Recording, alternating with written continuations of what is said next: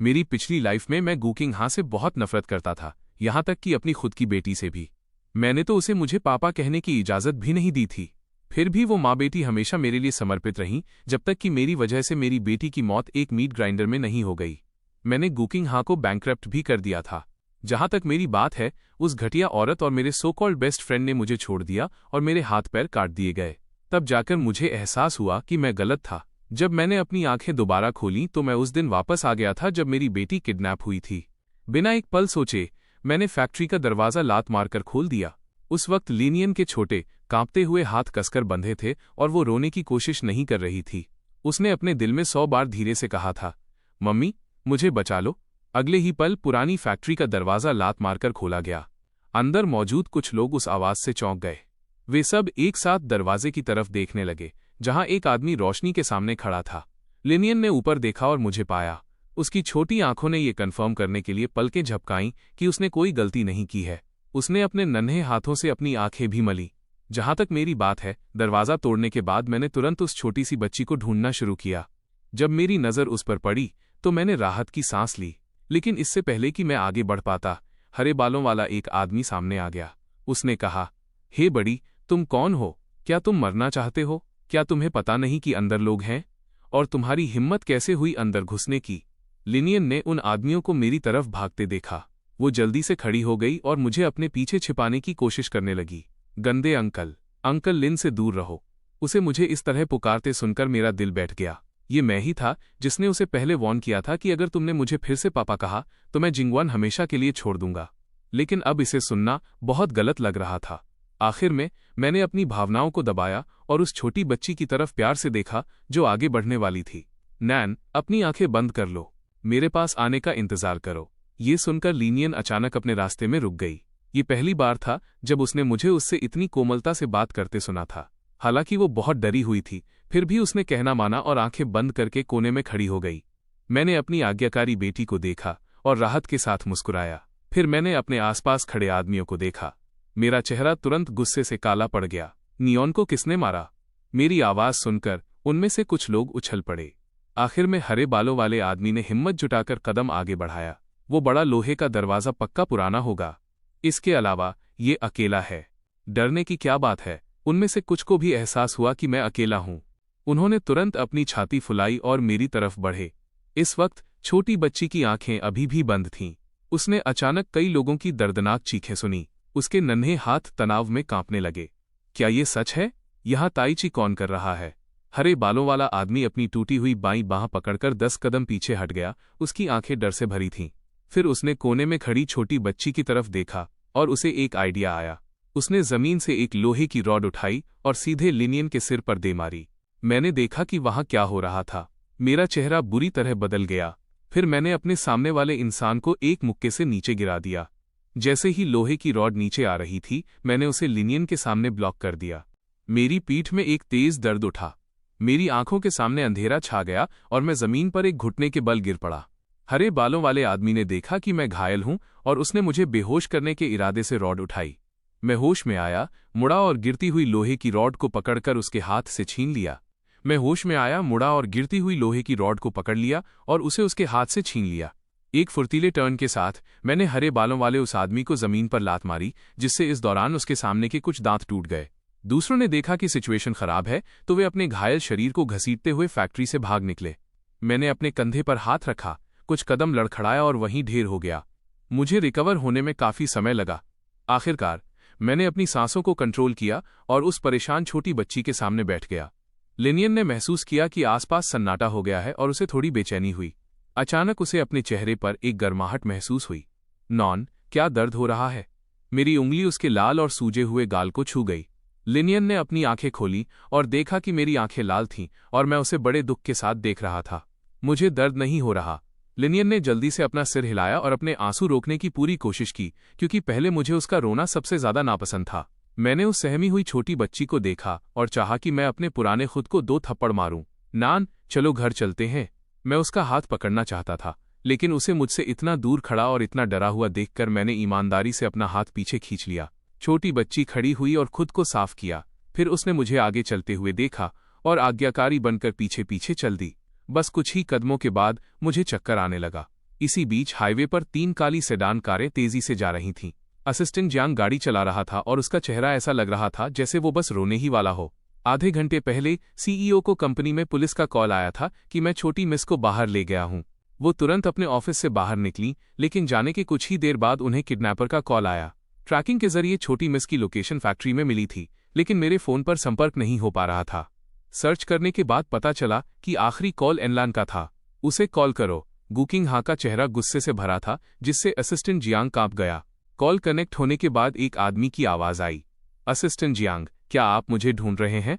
Assistant Jiang ने अपनी चिढ़ को दबाने की कोशिश की और पूछना शुरू किया, मिस्टर एन, क्या आपने हमारे मिस्टर लिन को देखा है? एनलान जानता था कि गुकिंग हा पक्का वहीं होगी, इसलिए उसने परेशान होने का नाटक किया और कहा, असिस्टेंट जियांग, मैंने सुबह कॉल के बाद से मिस्टर लिन को नहीं देखा है। क्या उन्होंने बताया कि वो कहाँ थे? उन्होंने मुझे कुछ नहीं बताया। उस वक्त वो चाहते थे कि मैं उनके लिए नियॉन का ख्याल रखूं।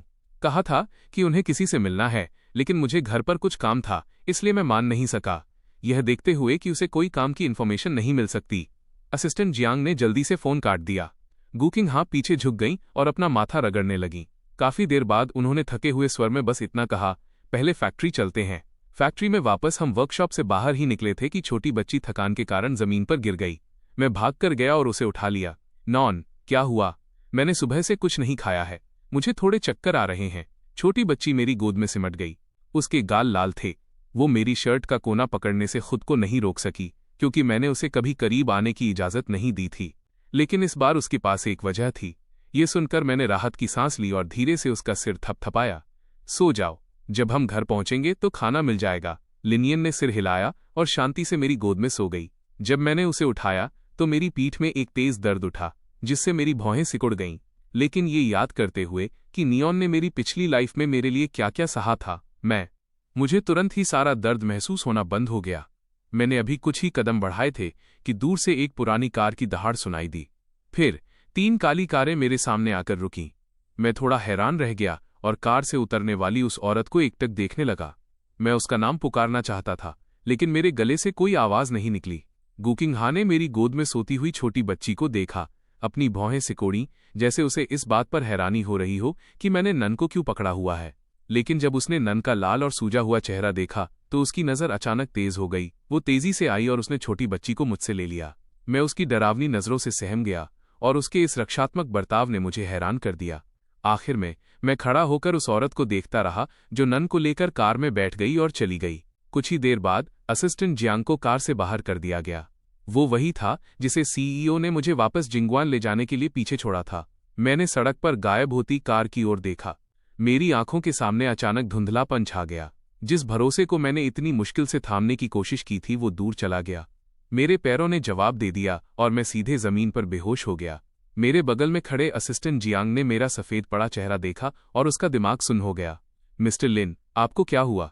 उसके पास खड़े व्यक्ति ने ये देखा और तुरंत असिस्टेंट जियांग को याद दिलाया, जल्दी सीईओ को कॉल करो। गुकिंग हा ने पिछली सीट पर लेटी छोटी बच्ची की तरफ देखा।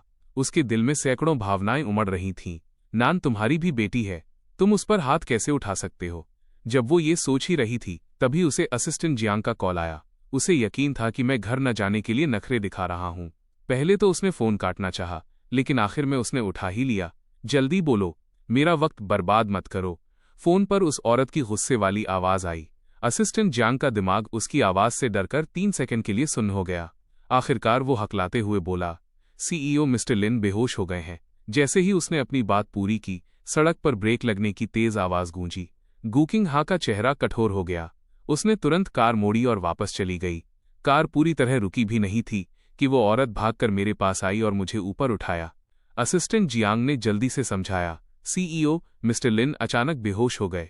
शायद लो ब्लड शुगर की वजह से ऐसा हुआ होगा। गुकिंग हा ने मेरी तरफ देखा। मेरा चेहरा कागज की तरह सफेद था। जैसे ही वो मुझे उठाने वाली थी, उसका दिल अचानक बैठ गया। मेरी पीठ पर उसका हाथ अचानक चिपचिपा महसूस हुआ। उसने अपना हाथ पीछे खींचकर देखा तो पाया कि उसका हाथ लाल खून से भरा हुआ था। ये देखकर गुकिंग हा का चेहरा उतर गया। उसकी उंगलियां बेकाबू होकर कांपने लगीं। असिस्टेंट जियांग, नन को वापस जिंगवान ले जाओ। इससे पहले कि कोई कुछ समझ पाता, गुकिंग हा ने मुझे दूसरी कार की पैसेंजर सीट पर उठा लिया था और हॉस्पिटल की तरफ चल दी। लिन फैंग, उठो, जल्दी उठो। गुकिंग हा स्टीयरिंग व्हील थामे हुए थी, जबकि उसका दूसरा हाथ मेरे सिर को सहारा दे रहा था ताकि मैं उसके कंधे पर टिका रहूं। इस पल में मैं एक ऐसी हालत में था जहां हकीकत और भ्रम में फर्क करना मुश्किल था। मुझे बस अपनी आंखों के सामने एक तेज सफेद रोशनी दिख रही थी और एक आवाज बार बार मेरा नाम पुकार रही थी। पता नहीं कितना समय बीत गया। वो कैसे हैं? गुकिंग हा ने डायरेक्टर वोंग की तरफ देखा जब वे बाहर आए। ये सुनकर डायरेक्टर वोंग ने अपना मास्क उतारा। उनके चेहरे के हाव भाव गंभीर थे। वे अब ठीक हैं। उन्होंने ऐसा क्या किया जो उन्हें ऐसी चोट लगी? गुकिंग हा ने अपनी आस्तीन के अंदर अपनी मुट्ठियां भींच लीं। उसका चेहरा गुस्से में था। जाकर उन्हें देख लो, वो जल्द ही होश में आ जाएंगे। कुछ मिनट बाद गुकिंग हा बेड के पास बैठ गई। वो मेरे सफेद पड़े चेहरे को देख रही थी। उसने अपना हाथ बढ़ाकर मुझे छूना चाहा, लेकिन उसका हाथ अचानक हवा में ही रुक गया, क्योंकि उसे याद आया कि मैंने पहले क्या कहा था। मैंने उसे मुझे न छूने के लिए कहा था, इसलिए उसने अपना हाथ पीछे खींच लिया। तभी मेरी उंगली फड़की। मैंने धीरे से अपनी आंखें खोलीं। मैं करवट लेना चाहता था, लेकिन मेरे कंधे में एक तेज दर्द उठा। लिनफांग, डॉक्टर ने अभी तुम्हारी दवा लगाई है, ज्यादा हिलना डुलना मत। गुकिंग हा ने देखा कि मैं जाग गया हूं। वो बेड के पास आधा झुक गई और मेरा हाथ पकड़ लिया ताकि मैं हिल ना सकूं। मैंने अपने सामने खड़ी उस औरत को देखा और अपनी पिछली लाइफ को याद किया। वो मजबूत इरादा जो उसने मुझे पकड़ते हुए दिखाया था जब हम साथ मरे थे। मेरी आंखें लाल होने से नहीं रुक सकीं, लेकिन मुझे इस हालत में देखकर गुकिंग हा ने धीरे से अपना सिर झुका लिया। फिर उसने मेरा हाथ छोड़ दिया और जाने के लिए खड़ी हो गई। पर जैसे ही वो खड़ी हुई, मैंने उसकी कलाई पकड़ ली। एक गर्माहट महसूस हुई। वो औरत जमसी गई। उसने नीचे मेरी तरफ देखा जिसने उसकी कलाई पकड़ी हुई थी। उसका दिल खुशी से उछल पड़ा। फिर उसने अपनी एक्साइटमेंट को दबाने की कोशिश की और वापस कुर्सी पर बैठ गई। ये देखकर कि मैं शांत लेटा उसे ही देख रहा हूं, उसने मुझे तसल्ली देने के लिए धीरे से मेरा हाथ थपथपाया। लिनफांग, तुम्हें किसने चोट पहुंचाई? उसे ऐसा कहते सुनकर मेरी नाक में सनसनी हुई और तुरंत आंसू बहने लगे। गुकिंग हा ने मुझे कभी रोते हुए नहीं देखा था। यह देखकर वो घबरा गई। उसने जल्दी से बेड के पास वाली मेज से टिश्यू बॉक्स उठाया और अनाड़ीपन से मेरे आंसू पोंछने लगी। लिनफांग, ये सब मेरी गलती है। तुम मुझे मार सकते हो, तुम मुझे डांट सकते हो, बस प्लीज रो मत, ठीक है? उस औरत की आवाज जितनी कोमल हो सकती थी उतनी थी। मैंने अपनी नाक सिकोड़ी और उसे पूछा, मैं करवट लेना चाहता हूं। उस औरत ने मुझे बेड पर पेट के बल लेटे देखा और तुरंत समझ गई। लिनफांग, छोड़ो, 1 मिनट रुको, मैं नर्स को बुलाकर लाती हूं। क्या तुम्हें डर है कि तुम मुझे करवट नहीं दिला सकोगी? ये सुनकर गुकिंग हा को यकीन नहीं हुआ और उसने मुझसे कन्फर्म करने की कोशिश की। तुम्हारा मतलब है कि तुम चाहते हो कि मैं तुम्हारी मदद करूं? मैंने जोर से सिर हिलाया।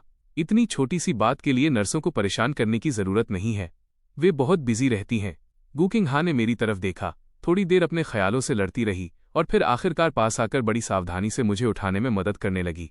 उस औरत का बेहद खूबसूरत चेहरा ठीक मेरे सामने था। उसके शरीर की हल्की सी खुशबू ने मुझे अनजाने में अपनी नजरें हटाने पर मजबूर कर दिया। उसके नन्हे हाथों को समझ नहीं आ रहा था कि कहाँ जाए, इसलिए वो बस मेरी शर्ट का कोना पकड़ सकी। गुकिंग हा की हलचल थोड़ी थमी। उसने खामोश खड़े मेरी तरफ देखा। मैं एक पल के लिए सुन्न रह गया। जैसे ही उसने कमरे में एंट्री ली, डायरेक्टर वोंग ने हमारा ये क्लोज सीन देखा और रिफ्लेक्स में कहा, दिन दहाड़े इस तरह, क्या ये थोड़ा अनुचित नहीं है? अचानक अंदर आए शख्स को देखकर गुकिंग हा चौंक गई और जल्दी से दूरी बनाते हुए मुझे छोड़ दिया, लेकिन उसने तुरंत रिएक्ट किया और डायरेक्टर वोंग को गुस्से भरी नजरों से देखा। डायरेक्टर वोंग ने जल्दी से सफाई दी, मैं उसकी कंडीशन चेक करने आया था। ये सुनकर गुकिंग हा ने आखिरकार अपना गुस्सा थूका, रास्ता दिया और कुछ कदम पीछे हट गई। उसी समय मैंने अपने सामने सफेद कोट पहने उस आदमी को देखा और शालीनता से उसे ग्रीट किया। डायरेक्टर वोंग, बहुत समय बाद मिले। लेकिन ये शब्द सुनकर डायरेक्टर वोंग थोड़ा हैरान रह गया। उसे महसूस हुआ कि मुझमें कुछ अलग है। वो सच में मुझसे सीधे पूछना चाहता था कि क्या मेरे सिर में चोट लगी है, लेकिन बगल में खड़ी औरत को देखकर उसने एक दूसरा सवाल पूछा, मिस्टर लिन, क्या आपको कहीं तकलीफ महसूस हो रही है, जैसे कि चक्कर आना? नहीं, बस पूरे शरीर में कमजोरी महसूस हो रही है। ये ठीक है, कुछ दिनों का आराम और तुम ठीक हो जाओगे। तुम्हें 1 महीने तक हॉस्पिटल में ही रहना चाहिए। क्या 1 महीना? ये सुनकर मैंने तुरंत गुकिंग हा की तरफ देखा और एक दुखी सा चेहरा बना लिया। गुकिंग हा ने मेरी पीठ का घाव नहीं देखा था। उसने सिर्फ यही सोचा था कि ये एक मामूली खरोंच है। ये इतना सीरियस क्यों है? हड्डी जुड़ने में 100 दिन लगते हैं, तुमने इसे बीच से तोड़ दिया है। इतना कहकर उन्होंने बेबसी से कंधे उचकाए और हॉस्पिटल के कमरे से बाहर निकलने का मौका ढूंढ लिया। ये देखकर मैंने एक आखिरी कोशिश करनी चाहिए। मैं घर पर आराम कर सकता हूँ। इसके अलावा नैन घर पर है। हाउसकीपर का बेटा वहां नैन नियॉन का ख्याल रखने के लिए है। तुम बस यहीं रुको और अच्छे से आराम करो। उस औरत ने बिना किसी हिचकिचाहट के मुझे मना कर दिया। अगर ये पहले की बात होती तो मैंने कब का तमाशा खड़ा कर दिया होता, लेकिन उसे इतना शांत बैठा देखकर मैं कुछ पलों के लिए थोड़ा असहज महसूस कर रहा था। मैंने तकिए का सहारा लिया और बोलने से पहले काफी देर तक सोचा। मुझे भूख लगी है। तुम क्या खाना चाहते हो? मैं तुम्हारे लिए खरीद लाती हूँ। गुकिंग हा ने तुरंत मुझे जवाब दिया, लेकिन वो जानती थी कि मैं जानबूझकर उसे दूर भेजने की कोशिश कर रहा हूँ, बातें घुमा रहा हूँ, यहां तक कि भागने के लिए उसके सामने कमजोरी का नाटक कर रहा हूँ। ये सोचकर उस औरत ने एक कड़वी मुस्कान दी। वो लड़खड़ाई भी, जैसे उसका बैलेंस बिगड़ गया हो। मैं डम्पलिंग्स खाना चाहता हूँ। ग्वांग माओ बिल्डिंग के नीचे वाली तांजी डम्पलिंग शॉप के। मेरी पिछली लाइफ में मुझे वो हमेशा से बहुत पसंद थे। मैंने बस तुम्हें कभी बताया नहीं। मैं हमेशा चोरी छिपे उन्हें खाने जाता था। गुकिंग हा जाने से पहले काफी देर तक खामोश रही। उसने अपना सिर थोड़ा झुकाया और मुझे अपने इंतजार करने की बात कहकर चली गई। उसे बाहर जाते देख मैंने बंद दरवाजे की ओर देखा और राहत की सांस ली। चिंता मत करो, इस लाइफ में चाहे कितना भी समय लगे, मैं तुम्हारा इंतजार करूंगा। उसके बाद मैं बेड पर लेट गया और अपनी पिछली लाइफ की घटनाओं को याद करने लगा। मेरा दिल तुरंत नफरत से भर गया। अनन लुरुयान, मैं तुम्हें मौत की दुआ मांगने पर मजबूर कर दूंगा। इस बीच शॉपिंग मॉल में लुआन के चेहरे पर बेसब्री साफ दिख रही थी। एन लैन, क्या टाइम हुआ है? लिन फैंग अब तक यहाँ क्यों नहीं पहुंचा? लिन फैंग अभी तक वहां नहीं है? ऐसा तो नहीं होना चाहिए। जब मैंने उसे कॉल किया था तो वो पक्का रास्ते में ही रहा होगा।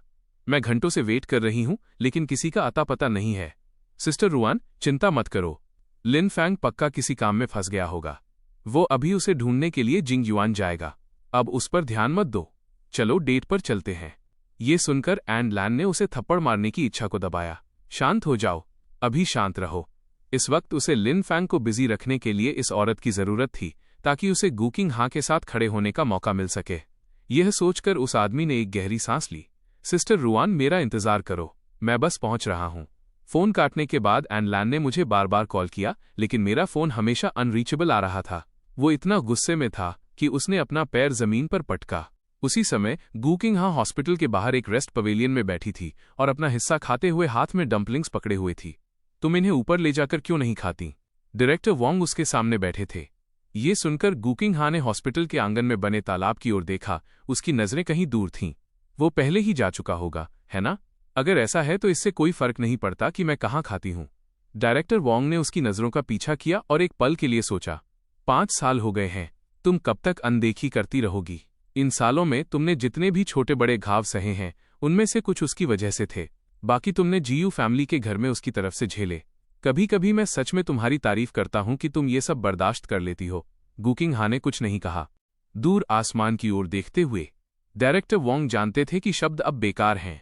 वे जानते थे कि मेरे लिए उस औरत के दिल में जो प्यार था वो अब बचाया नहीं जा सकता था। आखिर में वे बस एक गहरी आह ही भर सके। गुकिंग हा ने अपने डम्पलिंग्स खत्म किए, अपना मुंह पोंछा और हॉस्पिटल के कमरे में वापस जाने के लिए खड़ी हो गई। जैसे ही उसने दरवाजे का हैंडल घुमाया, उसके दिल में बस यही उम्मीद थी कि मैं अब भी वहीं होऊंगा। लेकिन अगले ही पल वो औरत खुद का मजाक उड़ाने लगी। वो उसका इंतजार क्यों करेगा? वो शायद अब तक लियू रुआन को ढूंढने चला गया होगा। दरवाजा धीरे से चरचराहट के साथ खुला। जैसे ही उस औरत ने ऊपर देखा, मैं खिड़की पर बैठा उसे देख रहा था। 2 घंटे हो गए हैं, मैं भूख से बेहोश होने वाला हूं। बोलने के बाद मैंने उसके हाथ में डम्पलिंग्स देखे और मेरी आंखें चमक उठीं। तुम गए नहीं? गुकिंग हा ने अपनी आंखें जोर से मली। उसे शक हुआ कि कहीं उसे कोई भ्रम तो नहीं हो रहा। उस औरत के चेहरे के हाव भाव देखकर मेरा दिल ऐसा महसूस कर रहा था जैसे उस पर चाकू से वार किया गया हो। मेरी पिछली लाइफ में मैं मौका मिलते ही भाग जाता था। हैरानी की बात नहीं कि उसे मुझ पर यकीन नहीं हो रहा। मैंने मुस्कुराते हुए जल्दी से अपना मूड बदला। क्या तुमने मुझसे अपने इंतजार के लिए नहीं कहा था? ये सुनकर गुकिंग हा ने कुछ नहीं कहा। एक पल के लिए वो मुझे कसकर गले लगाना चाहती थी, लेकिन उसने जल्दी ही अपनी इच्छा को दबा लिया। उसे डर था कि अगर उसने ऐसा किया तो मैं उससे और भी ज्यादा नफरत करूंगा। बंस लेते हुए मैंने खिड़की के पास खड़ी उस औरत को थोड़ा हैरान होकर देखा। क्या तुम नहीं खा रही हो? ये बहुत स्वादिष्ट हैं। मुझे भूख नहीं है, तुम खाओ। गुकिंग हा ने याद किया कि उसने नीचे चोरी छिपे एक बाइट ली थी और उसे इसका इतना पछतावा हुआ कि उसकी सांसें लगभग रुकी गईं। जहां तक मेरी बात है, उसे करीब आने का इरादा न रखते हुए देखकर मुझे थोड़ी निराशा हुई। शायद वो अब भी इस बात पर नाराज है कि मैंने नियॉन को खतरे में डाल दिया। ये सही भी है। अगर मैंने नियॉन को एनलान के हवाले न किया होता तो ऐसा नहीं होता। ख्यालों में खोया हुआ मैं काफी देर तक हाथ में बन लिए बैठा रहा और उसे खत्म नहीं किया। ये देखकर गुकिंग हा ने अपनी भौहें सिकोड़ी। क्या हुआ? भूख नहीं है? मैंने बिना कुछ कहे अपना सिर हिलाया। सच तो ये था कि मैं बहुत भूखा था, और इसके अलावा मैं इस बात से जूझ रहा था कि उसे कैसे पुकारूं। पहले मैं उसे हमेशा एक दुष्ट औरत और न जाने क्या क्या बुलाता था। अब मैं पक्का उसे ऐसा नहीं बुला सकता। लॉजिकली मुझे उसे वाइफ कहना चाहिए, लेकिन उसकी शक करने वाली पर्सनैलिटी के साथ अचानक नाम बदलने से वो पक्का सोचेगी कि मैं कोई चाल चल रहा हूं। आखिर हमारा सिर्फ 2 दिन पहले ही झगड़ा हुआ था। एक ट्रांजिशन पीरियड रखने के लिए मैंने काफी देर तक सोचा। छोड़ो, अभी इसकी चिंता नहीं करूंगा। क्या मैं घर जा सकता हूं? ये सुनकर उस औरत ने तुरंत 2 बार तंज कसते हुए आवाज निकाली। अब तुम क्या करने की कोशिश कर रहे हो? मुझे समझ नहीं आया कि वो क्यों नाराज थी। मैं बस अपना सिर झुकाकर धीरे से कह सका, मैं घर जाना चाहता हूं। जिस घर की तुम बात कर रहे हो, क्या वो जिंगुआन है? गुकिंग हा की आवाज कटाक्ष से भरी थी, लेकिन मैंने मजबूती से सिर हिलाया। ये देखकर गुकिंग हा ने अपना चेहरा शांत किया, बिना नजरें चुराए सीधे मेरी आंखों में देखा और फिर दरवाजे की ओर चल दी। तो फिर मैं डॉक्टर को ढूंढने जाती हूं। दरवाजा बंद होने की आवाज सुनकर ही मैंने रिएक्ट किया। फिर मेरे चेहरे पर खुशी की लहर दौड़ गई, साथ ही मेरा दिल पछतावे से भर गया। मैंने अपनी पिछली लाइफ में किस तरह की औरत को खो दिया था। हॉस्पिटल से डिस्चार्ज? क्या तुम श्योर हो? अपने ऑफिस में बैठे डायरेक्टर वोंग ने सामने बैठी उस औरत को देखा जो पेन और कागज पकड़े हुए थी। उनकी आंखें हैरानी से फटी रह गईं। घर पर आराम करना है, किन बातों का ध्यान रखना है, ये मत कहना कि तुम्हें नहीं पता। ऐसा कैसे हो सकता है? घाव पर पानी नहीं लगना चाहिए, हाथों पैरों की कोई भारी मूवमेंट नहीं होनी चाहिए और कोई भारी सामान नहीं उठाना। सामान समय पर रोज दवा लगाना, हल्का खाना खाना और 1 हफ्ते में फॉलो अप के लिए वापस आना। गुकिंग हा ने सावधानी से एक एक चीज लिख ली। तुम जो भी करती हो उसे लेकर बहुत सीरियस रहती हो। मुझे ये मत कहना कि तुम्हें ये कुछ बातें याद नहीं रहेंगी। क्या सच में तुम्हें इसे लिखने की जरूरत है? गुकिंग हा ने उसे इग्नोर किया, कागज को सावधानी से अपने बैग में रखा और सीधे ऑफिस से बाहर निकल गई, पीछे एक हैरान डायरेक्टर वैंग को छोड़कर। जब असिस्टेंट जियांग हॉस्पिटल के लिफ्ट से बाहर आया तो उसका चेहरा सफेद पड़ा था। आधे घंटे पहले उसे सीईओ गू से ऑर्डर मिला था कि मिस्टर को एडमिट करना होगा, इसलिए वो तुरंत उनका सामान लेने जिंगवान गया। वो अभी हॉस्पिटल से कंपनी वापस पहुंचा ही था, लेकिन अपनी सीट गर्म करने से पहले ही उसे कॉल आ गया कि सामान वापस जिंगवान पहुंचाना है। मिस्टर, सारा सामान पैक हो गया है, असिस्टेंट जियांग ने बिना किसी एक्सप्रेशन के झुककर कहा। मैंने एक शांत चेहरे के साथ असिस्टेंट जियांग की तरफ देखा और जबरदस्ती एक मुस्कान दी। असिस्टेंट जियांग, आपकी मेहनत के लिए थैंक यू। नीचे एक पल के लिए वेट करें, हम बस अभी नीचे आ रहे हैं। हालांकि मैं कमजोर दिख रहा हूं, लेकिन ये मेरी खूबसूरती को नहीं छिपा सकता।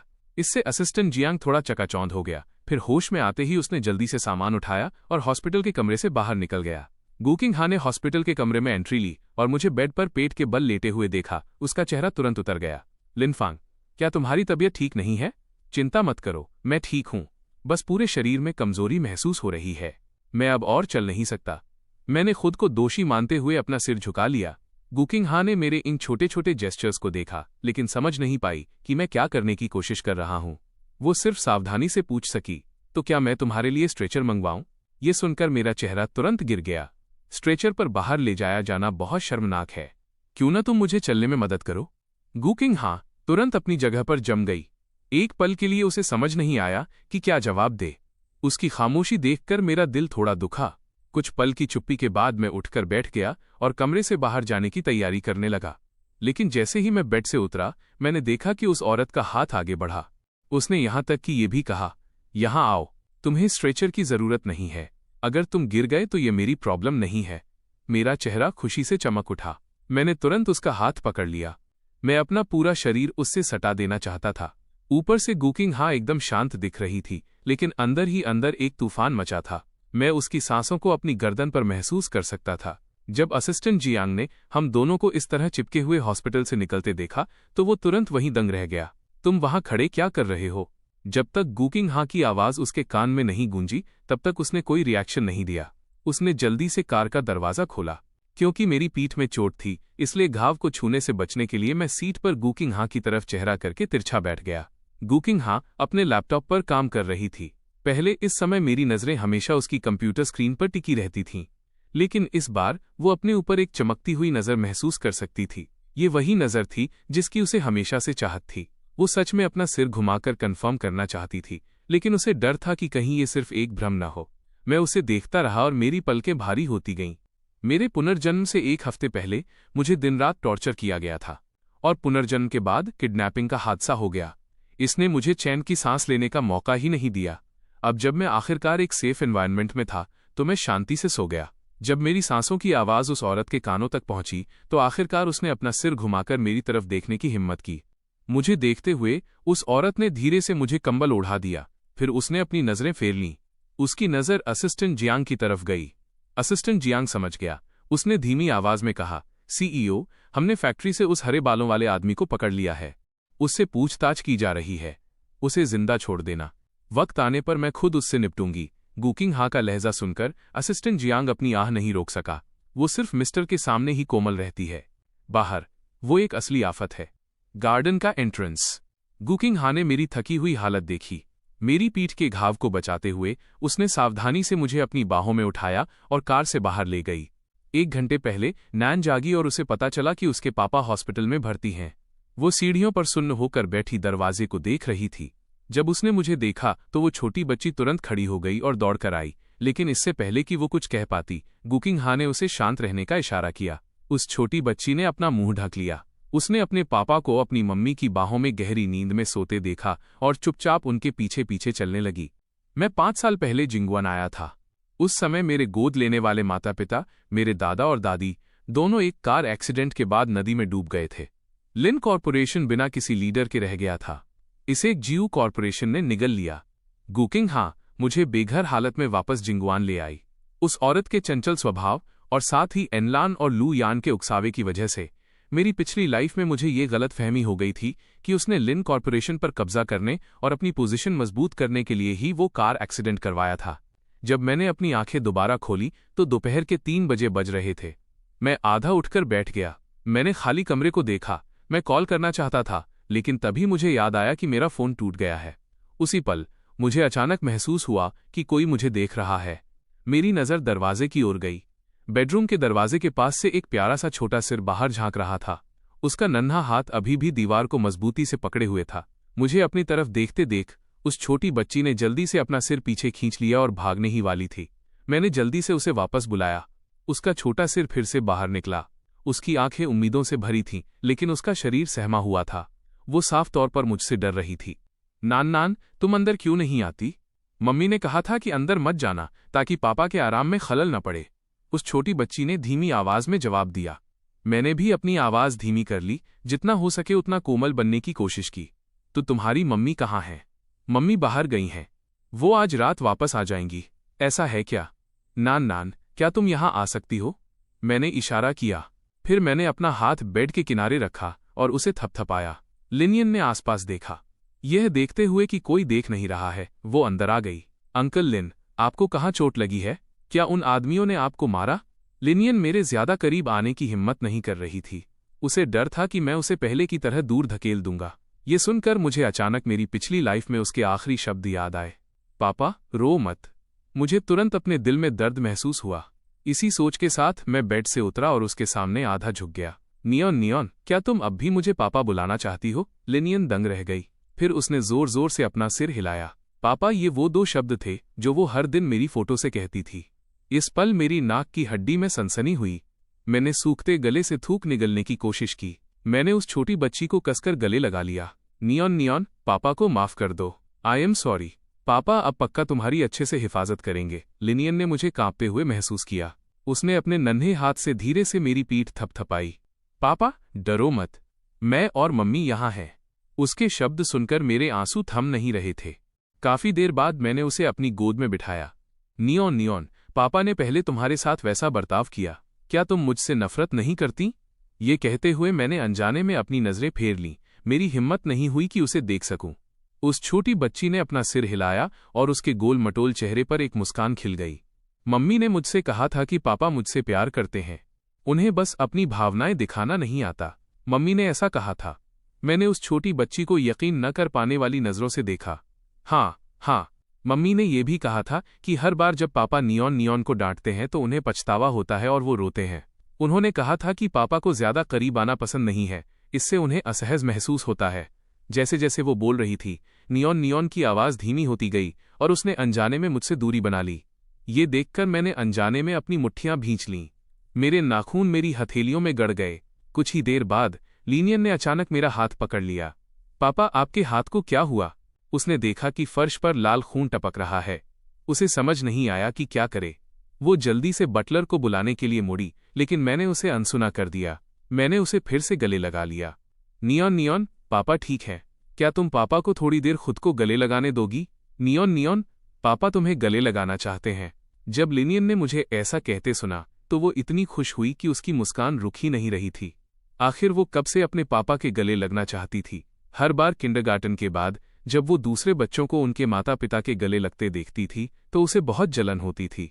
काफी देर बाद मैंने अपनी आंखों के कोनों से आंसू पोंछे और उसे छोड़ दिया। नियॉन, क्या पापा तुम्हारे साथ चलें? पापा तुम्हारा इंतजार करेंगे। मैं पहले अपने कपड़े बदल लूं। लिनियन खुशी खुशी बेडरूम से बाहर कूदती हुई चली गई।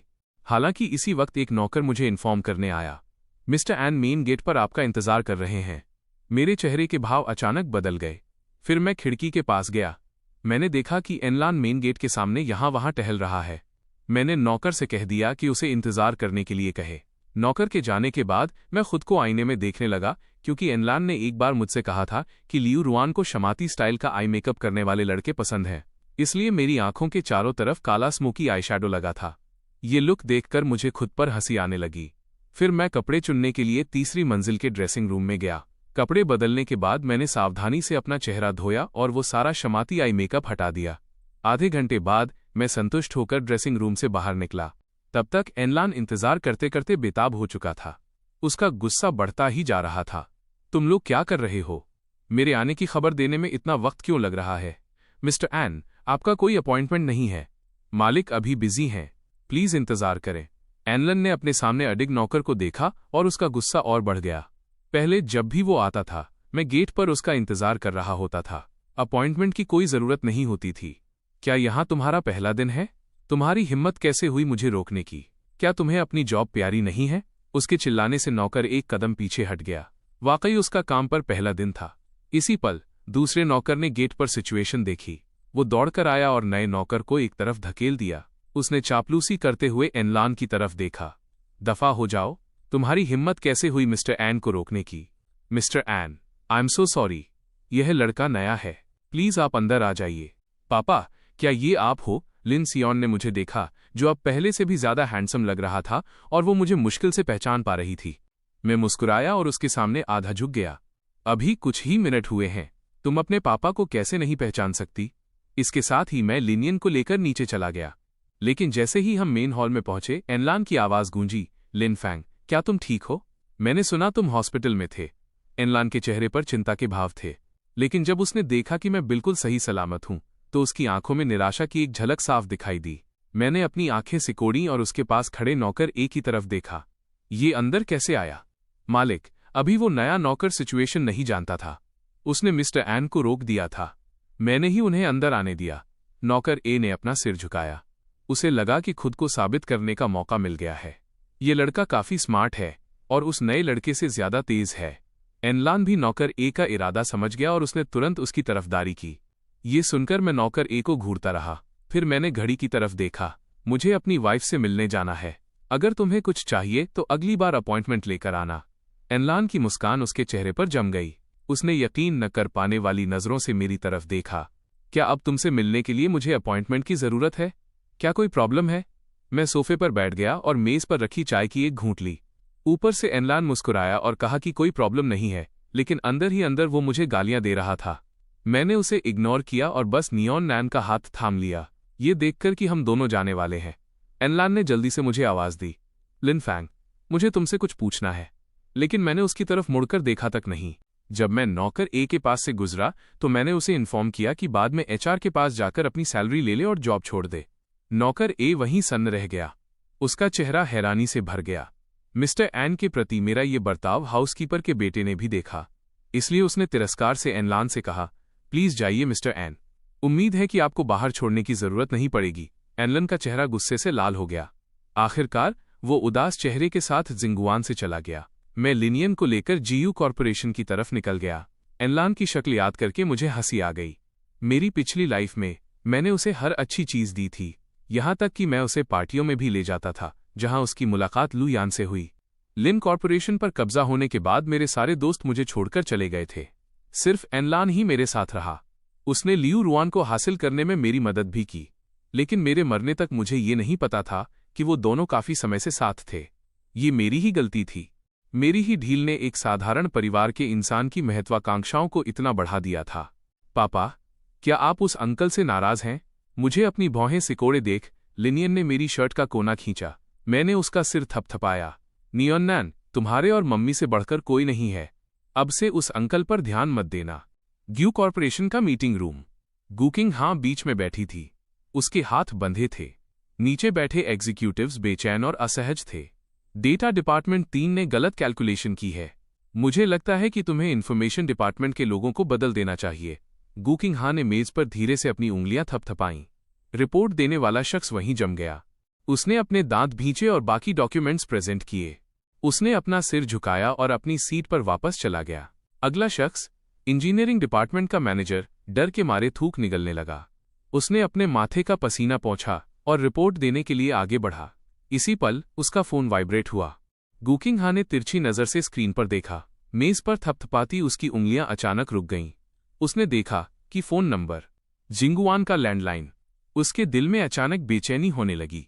फोन उठाने पर उसके बेटे की आवाज थोड़ी परेशान लग रही थी, क्योंकि गुकिंग हां ने पहले ही मुझे बाहर न जाने देने का ऑर्डर दिया था। लेकिन छोटी मिस उस ऑर्डर में शामिल नहीं थीं। सीईओ मिस्टर लिन छोटी मिस को लेकर जिंगुआन से निकल गए हैं।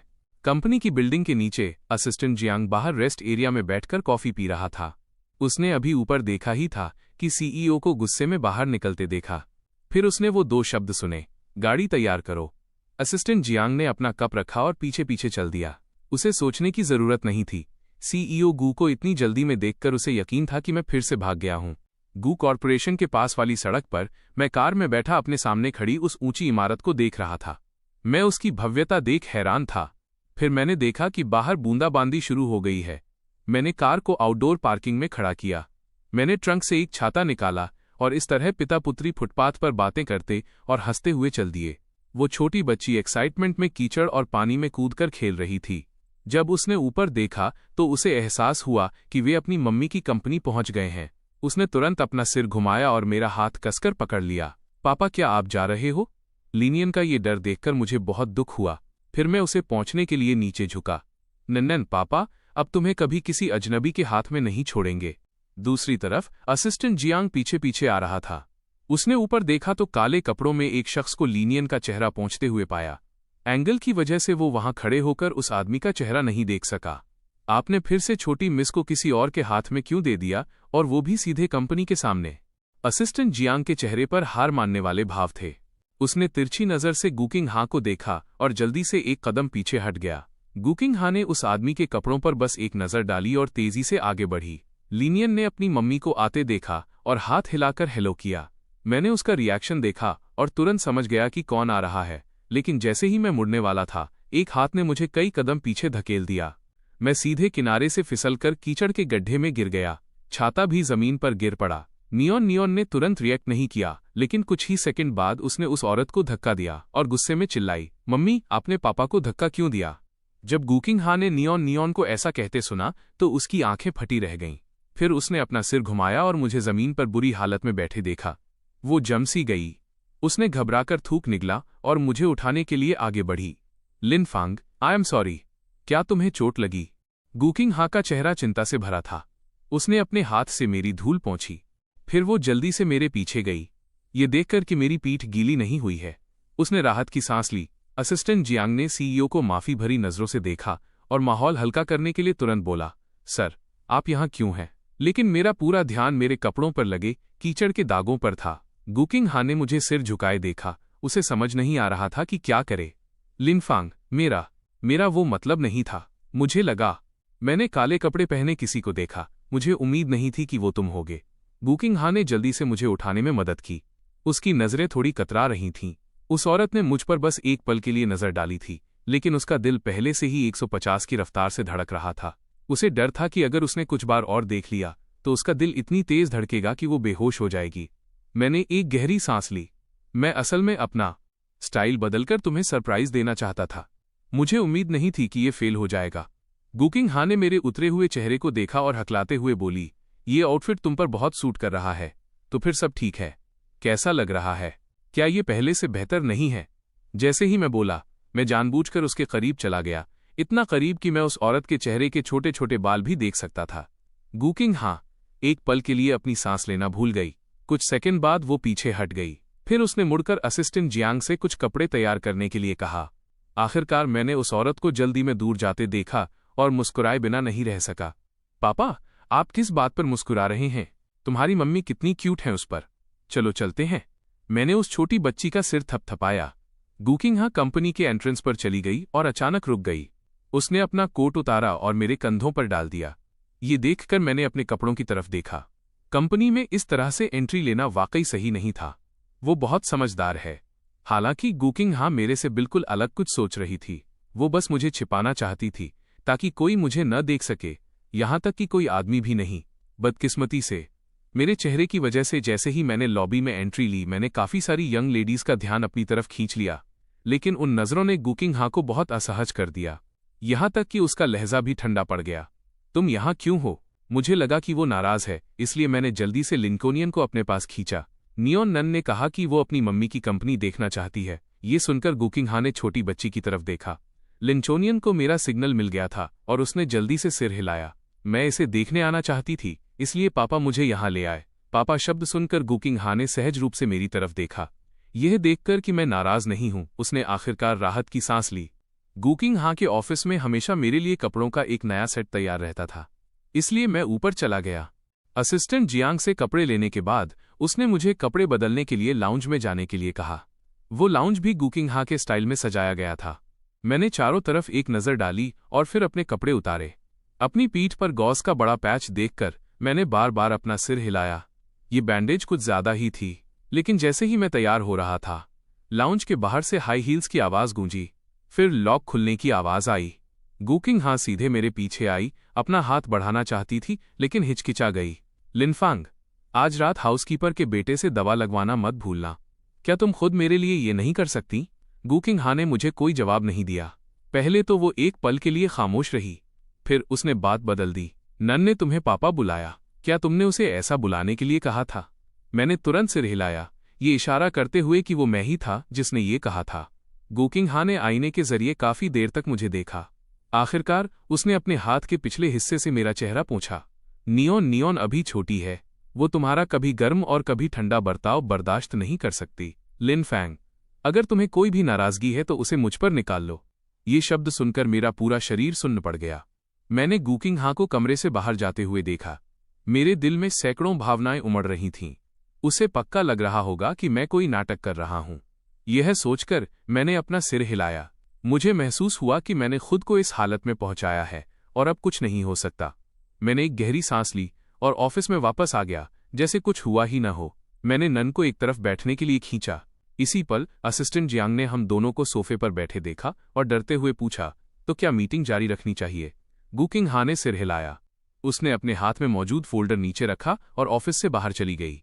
ये देखकर मेरा दिल बैठ गया। मुझे थोड़ी निराशा महसूस हुई, लेकिन वो छोटी बच्ची शायद मेरी भावनाओं को समझ गई थी। वो तुरंत दौड़कर मेरे पास आई। मम्मी यहाँ नहीं है, लेकिन नियोन पापा के साथ है। इस बार मुझे बिल्कुल भी निराशा महसूस नहीं हुई। मैंने खुशी खुशी उसकी नाक को धीरे से दबाया। हालांकि 10 मिनट बाद मैं सच में बोर होने लगा, इसलिए मैंने नियोन की तरफ देखा। नियोन, क्या तुम अपनी मम्मी को काम करते हुए देखना चाहती हो? उस छोटी बच्ची ने अपनी किताब नीचे रखी और सिर हिलाया। जब तक मैं पापा के साथ हूं वो कुछ भी करेगी। उसकी बातें सुनकर मुझे ऐसा लगा जैसे मुझे कोई शाही फरमान मिल गया हो। मैं तुरंत नन को गोद में उठाकर मीटिंग रूम की तरफ चल दिया। दरवाजे के बाहर असिस्टेंट जियांग को जब मेरी रिक्वेस्ट के बारे में पता चला तो वो तुरंत परमिशन लेने अंदर गया। गुकिंग हाँ ने जब ये सुना तो उसने अपनी आंखें सिकोड़ी। उसकी नज़र दरवाजे के बाहर मुझ पर टिक गई। वो कंपनी के सीक्रेट्स हासिल करने का कोई भी मौका नहीं छोड़ता, उन्हें पीछे बैठने दो। इतना कहकर गुकिंग हाँ पीछे झुक गई। उसके चेहरे पर थकान साफ दिख रही थी। लिनफैंग, अगर तुम यही चाहते हो तो मैं तुम्हें सब कुछ दे दूंगी, तुम्हारे लिए सब कुछ। सर, आप दोनों दीवार के पास बैठ सकते हैं। असिस्टेंट जियांग पास आया और उसने कमरे के एक कोने की तरफ इशारा किया ताकि अंदर चल रही मीटिंग में कोई खलल न पड़े। हम दोनों दबे पांव अंदर चले गए। पता नहीं कब से मीटिंग रूम का माहौल काफी नॉर्मल हो गया था। सीईओ ने आगे कुछ नहीं कहा, वो बस सिर हिलाती या धीरे से हूं कह देती। सब एक दूसरे को देखने लगे, जब तक कि किसी ने नोटिस नहीं किया कि सीईओ गू की नज़र हमेशा कमरे के उस कोने की तरफ ही थी। मैं उस बोरियत भरी रिपोर्ट को सुन रहा था और पहले से भी ज्यादा बोर महसूस कर रहा था, लेकिन लिनियन बहुत ध्यान से सुन रही थी। जहां तक मेरी बात है, मैं बस अपनी वाइफ को एकटक निहार रहा था। मेरे पुनर्जन्म का ये सिर्फ पहला दिन है। आज रात क्या हो सकता है, ये सोचकर मेरी सांसें तेज होने लगी। लेकिन हम दोनों अब भी अलग अलग सोते हैं। उसे मुझ पर यकीन दिलाने के लिए मुझे खुद पहल करनी होगी। अपनी पिछली लाइफ को याद करते हुए उसने मुझे जिंगवान में कैद कर दिया था। एक बार मैं चोरी छिपे लियू रुआन से मिलने निकल गया था। उस रात वो आग बबूला हो गई थी और उसने जबरदस्ती की थी। कुछ ही समय बाद उसे पता चला कि वो प्रेग्नेंट है। बच्चे को समाज के सामने नाम देने के लिए गुकिंगहा ने यहां तक कि लियू रुआन की जान की धमकी भी दी थी। इसलिए हमारा रिश्ता कभी न सुधरने वाला बन गया। मेरे पुनर्जन्म से कुछ दिन पहले भी गुकिंगहा ने शराब पी रखी थी और वो बार बार मेरी तरफ झपट रही थी। मैंने उसे सीढ़ियों से धक्का दे दिया था। मैं जितना सोच रहा था, मुझे उतना ही गुस्सा आ रहा था। जितना मैं सोचता, मुझे अपनी पिछली लाइफ उतनी ही घटिया लगती। खुद को रोक न पाने की वजह से मैंने गुस्से में मेज पर हाथ दे मारा। लिनियन चौंक गई और उसने सहज रूप से पुकारा, पापा। उसे लगा कि मैं नाराज हूं। मीटिंग रूम में अचानक सन्नाटा छा गया। सबकी नजरें मेरी तरफ मुड़ गईं। मैं अपनी यादों से बाहर आया। जब मुझे एहसास हुआ कि मैंने क्या किया है, तो मेरा चेहरा लाल हो गया। मेरा मन किया कि अपना सिर मेज में गाड़ लूं। शुक्र है कि गुकिंगहा ने कोमलता से कहा कि मीटिंग जारी रखी जाए। तभी मीटिंग रूम में मौजूद लोगों ने अपनी नजरें हटाईं। ये देखकर मैंने नियॉन का सिर थपथपाया। नियॉन, पापा को थोड़ी देर के लिए रेस्टरूम जाना है। फिर मैं जल्दी से मीटिंग रूम से बाहर निकल गया। असिस्टेंट जियांग ने मुझे लाल चेहरे के साथ बाहर भागते देखा और तुरंत पूछने आया, सर, क्या मीटिंग खत्म हो गई? नहीं। रेस्टरूम कहाँ है? वहां कोने के पास। असिस्टेंट जियांग ने बाईं ओर इशारा किया। रेस्टरूम में घुसने के बाद मैंने सिंक पर अपने हाथ टिकाए और एक गहरी सांस ली। फिर मैंने अपने चेहरे पर ठंडे पानी के छींटे मारे। लिनफांग, ओ लिनफांग, क्या तुम उसे शर्मिंदा करना बंद कर सकते हो? मुझे अभी अपनी उस बदतमीजी भरी हरकत पर बहुत पछतावा हो रहा था। मैं बेमन से रेस्टरूम से बाहर निकला। दूर से मैंने उन दोनों को खड़ा देखा। माँ और बेटी मीटिंग रूम के दरवाजे पर थे। जब लिंसी आयोनियन ने मुझे पास आते देखा तो वो अपनी मम्मी के पीछे छिप गई। उसकी आंखों में अब भी आंसू थे। पापा, क्या मैंने आपको नाराज कर दिया? मैं अचानक अपने कदमों पर रुक गया और उस दुखी छोटी बच्ची की तरफ देखने लगा। नैन, तुम ऐसा क्यों कह रही हो? क्योंकि अभी आपके चेहरे के भाव बहुत गंदे लग रहे थे। जैसे ही लिनियन बोली, उसने उस औरत की शर्ट का कोना खींचा। मेरी नजर उस औरत पर गई। उसका चेहरा भावहीन देखकर मुझे पता था कि उन दोनों ने पक्का मुझे गलत समझा है, इसलिए मैंने जल्दी से सफाई दी। ये पापा की गलती है कि मैंने तुम्हें और तुम्हारी मम्मी को शर्मिंदा किया। मैं आधा झुक गया और माफी भरे भाव के साथ लिनियन की तरफ देखने लगा। उस छोटी बच्ची ने अपनी पलकें झपकाईं, उस औरत का हाथ छोड़ा और मेरी तरफ बढ़ी। फिर उसने अपने नन्हे हाथों से मेरा चेहरा थपथपाया। बिल्कुल नहीं, जब पापा शर्माते हैं तो बहुत क्यूट लगते हैं। ये देखकर गुकिंगहा ने अपनी भौहें सिकोड़ी और छोटी बच्ची को पीछे खींचा। नान, मैं असिस्टेंट जियांग से कहकर तुम्हें पहले घर भेज देती हूँ। लेकिन मम्मी, मैं आपके और पापा के साथ घर जाना चाहती हूँ। पहले लिनियन ने कभी अपनी मम्मी की बात टालने की हिम्मत नहीं की थी, लेकिन अब बात अलग थी क्योंकि पापा यहाँ थे। मैंने उस छोटी बच्ची की आंखों में विनती देखी और मेरा दिल पसीज गया। मैं बस ऊपर देखकर उसके लिए बोलने ही वाला था, लेकिन जैसे ही मेरी आंखें उस औरत से मिली, मैं सुन्न पड़ गया और डरकर पीछे हट गया। नियॉन, अंधेरा हो रहा है। तुम्हें घर जाकर खाना खाना चाहिए। मम्मी और पापा जल्दी ही घर पहुंच जाएंगे। मैंने नियॉन को जाते हुए देखा। मेरे चेहरे पर भी थोड़ा डर था। क्या हम घर नहीं जा रहे? 20 मिनट बाद कार एक 5 स्टार होटल के सामने रुकी। गुकिंगहा ने मेरे खुले हुए मुंह को इग्नोर किया और सीधे मुझे कार से बाहर खींचा। क्या वो मुझे होटल ले जा रही है? मैंने उस औरत को फ्रंट डेस्क पर चाबी लेते देखा। मेरा दिल जोरों से धड़क रहा था। होटल के पेंट हाउस स्वीट में फर्श से छत तक की विशाल खिड़कियों से ले सिटी का रात का नजारा दिख रहा था। उस औरत ने मुझे दरवाजे पर घबराहट में खड़ा देखा और कोमलता से कहा, तुम आज रात यहीं सोओगे? तुम्हारा क्या मतलब है? क्या तुम यहां नहीं रुक रही हो? मुझे ऐसा कहते सुन वो औरत एक पल के लिए खामोश रही। तुम यहां सो जाओ, मैं बगल वाले कमरे में हूं। ठीक है, काफी देर हो गई है, तुम्हें जल्दी सो जाना चाहिए। जब तक मैं उसके पीछे भागा, उस औरत ने पहले ही कीकार्ड का इस्तेमाल करके बगल वाले कमरे में एंट्री ले ली थी और दरवाजा बंद कर दिया था। ये देखकर मैं थोड़ा हैरान रह गया। उसके अभी ये कहने पर कि काफी देर हो गई है, मुझे हमेशा ऐसा लगा जैसे वो मुझसे कुछ छिपा रही है। रात के 9 बजे बजने तक समय बीत गया। मैंने हॉल के दूसरी तरफ का दरवाज़ा खुलने की हल्की आवाज़ सुनी। मैंने तुरंत ऊपर देखा और गलियारे में सन्नाटा होने तक इंतजार किया। मैंने जल्दी से अपना दरवाज़ा खोला और पीछे चल दिया। मैंने दूसरी लिफ्ट से नीचे पहली मंजिल तक का रास्ता तय किया और उस औरत को गाड़ी चलाकर जाते हुए देखा। मैंने जल्दी से एक कैब ली और उसके पीछे हो लिया। इस पल मुझे एक एडवेंचर का एहसास हुआ। आखिरकार मैं मर्सनरी ऑर्गेनाइजेशन का एक लीजेंडरी फिगर हूँ। महान प्यार, अमर भगवान। बस मेरी पिछली लाइफ में मुझे गू किंग हा ने कैद कर लिया था और मुझे डर था कि कहीं लू यान मुझे एक हत्यारा होने की वजह से नीचा न समझे। इसलिए मैंने रिटायर होने की रिक्वेस्ट की थी। उस दिशा को देखते हुए जहां उस औरत की कार जा रही थी, मैं थोड़ा उलझन में था। क्या ये जिंगवान जाने का रास्ता है? उस औरत के जिंगवान में दाखिल होने के बाद मुझे मेन गेट पर एक कार खड़ी मिली। पास जाकर देखा तो पता चला कि ये मेरे इन लॉज की कार थी। इस मोड़ पर मुझे अचानक समझ आ गया कि ये पक्का इसलिए होगा क्योंकि दिन में नियॉन किडनैप हुई थी, इसलिए वे आए थे। मैंने कैब का किराया दिया और जिंगवान की पश्चिमी दीवार फांदकर अंदर घुस गया। मैं लिविंग रूम की खिड़की के नीचे छिप गया। उस वक्त लिविंग रूम में फादर जू ने मेज पर जोर से हाथ मारा। क्या तुम अब भी उसे प्रोटेक्ट कर रही हो? अगर लिनफांग नियॉन को बाहर नहीं ले जाता तो वो किडनैप कैसे होती? जो भी हो, हम आज पक्का नियॉन को अपने साथ लेकर जा रहे हैं। वो आदमी तो उसे अपनी बेटी तक नहीं समझता। मैंने तुम्हें पहले ही बताया है कि वो बदल रहा है। प्लीज उसे थोड़ा टाइम दो। मुझसे ये बकवास मत करो। वो कहाँ है? वो कहाँ मर गया? अगर वो यहाँ नहीं है तो आज जो हुआ वो एक एक्सीडेंट था। लिनफांग भी घायल हुआ है। ये सुनकर फादर गू ने ठंडी आह भरी। तुम्हारी नज़र में तो लिनफांग को लगी एक हल्की सी खरोंच भी गंभीर चोट है। ठीक है, फैमिली के कुछ रूल्स हैं। इस मामले को आखिरकार निपटाना ही होगा। क्या तुम फिर से उसकी जगह सजा भुगतने वाली हो? इसका उससे कोई लेना देना नहीं है। जो सजा मिलनी चाहिए, मैं परसों सुबह उसे लेने एंसेस्ट्रल हॉल जाऊंगी। लेकिन ये शब्द सुनकर मदर गू नाखुश थीं। वो इतनी गुस्से में थीं कि कांपने लगीं। गू किंग हा, क्या तुम्हें अपनी जान का डर नहीं है? इस महीने तुमने उसके लिए कितनी सजाएं भुगती हैं। तुम लिनफांग को यहां बाहर बुलाओ। क्या एक जवान आदमी शर्म बेशर्म होकर तुम्हारे पीछे छिपा रहेगा? गू किंग हा एक पल के लिए खामोश रही। आखिरकार उसने एक बात कही। मम्मी, आप 3 दिन बाद नन को ले जाना।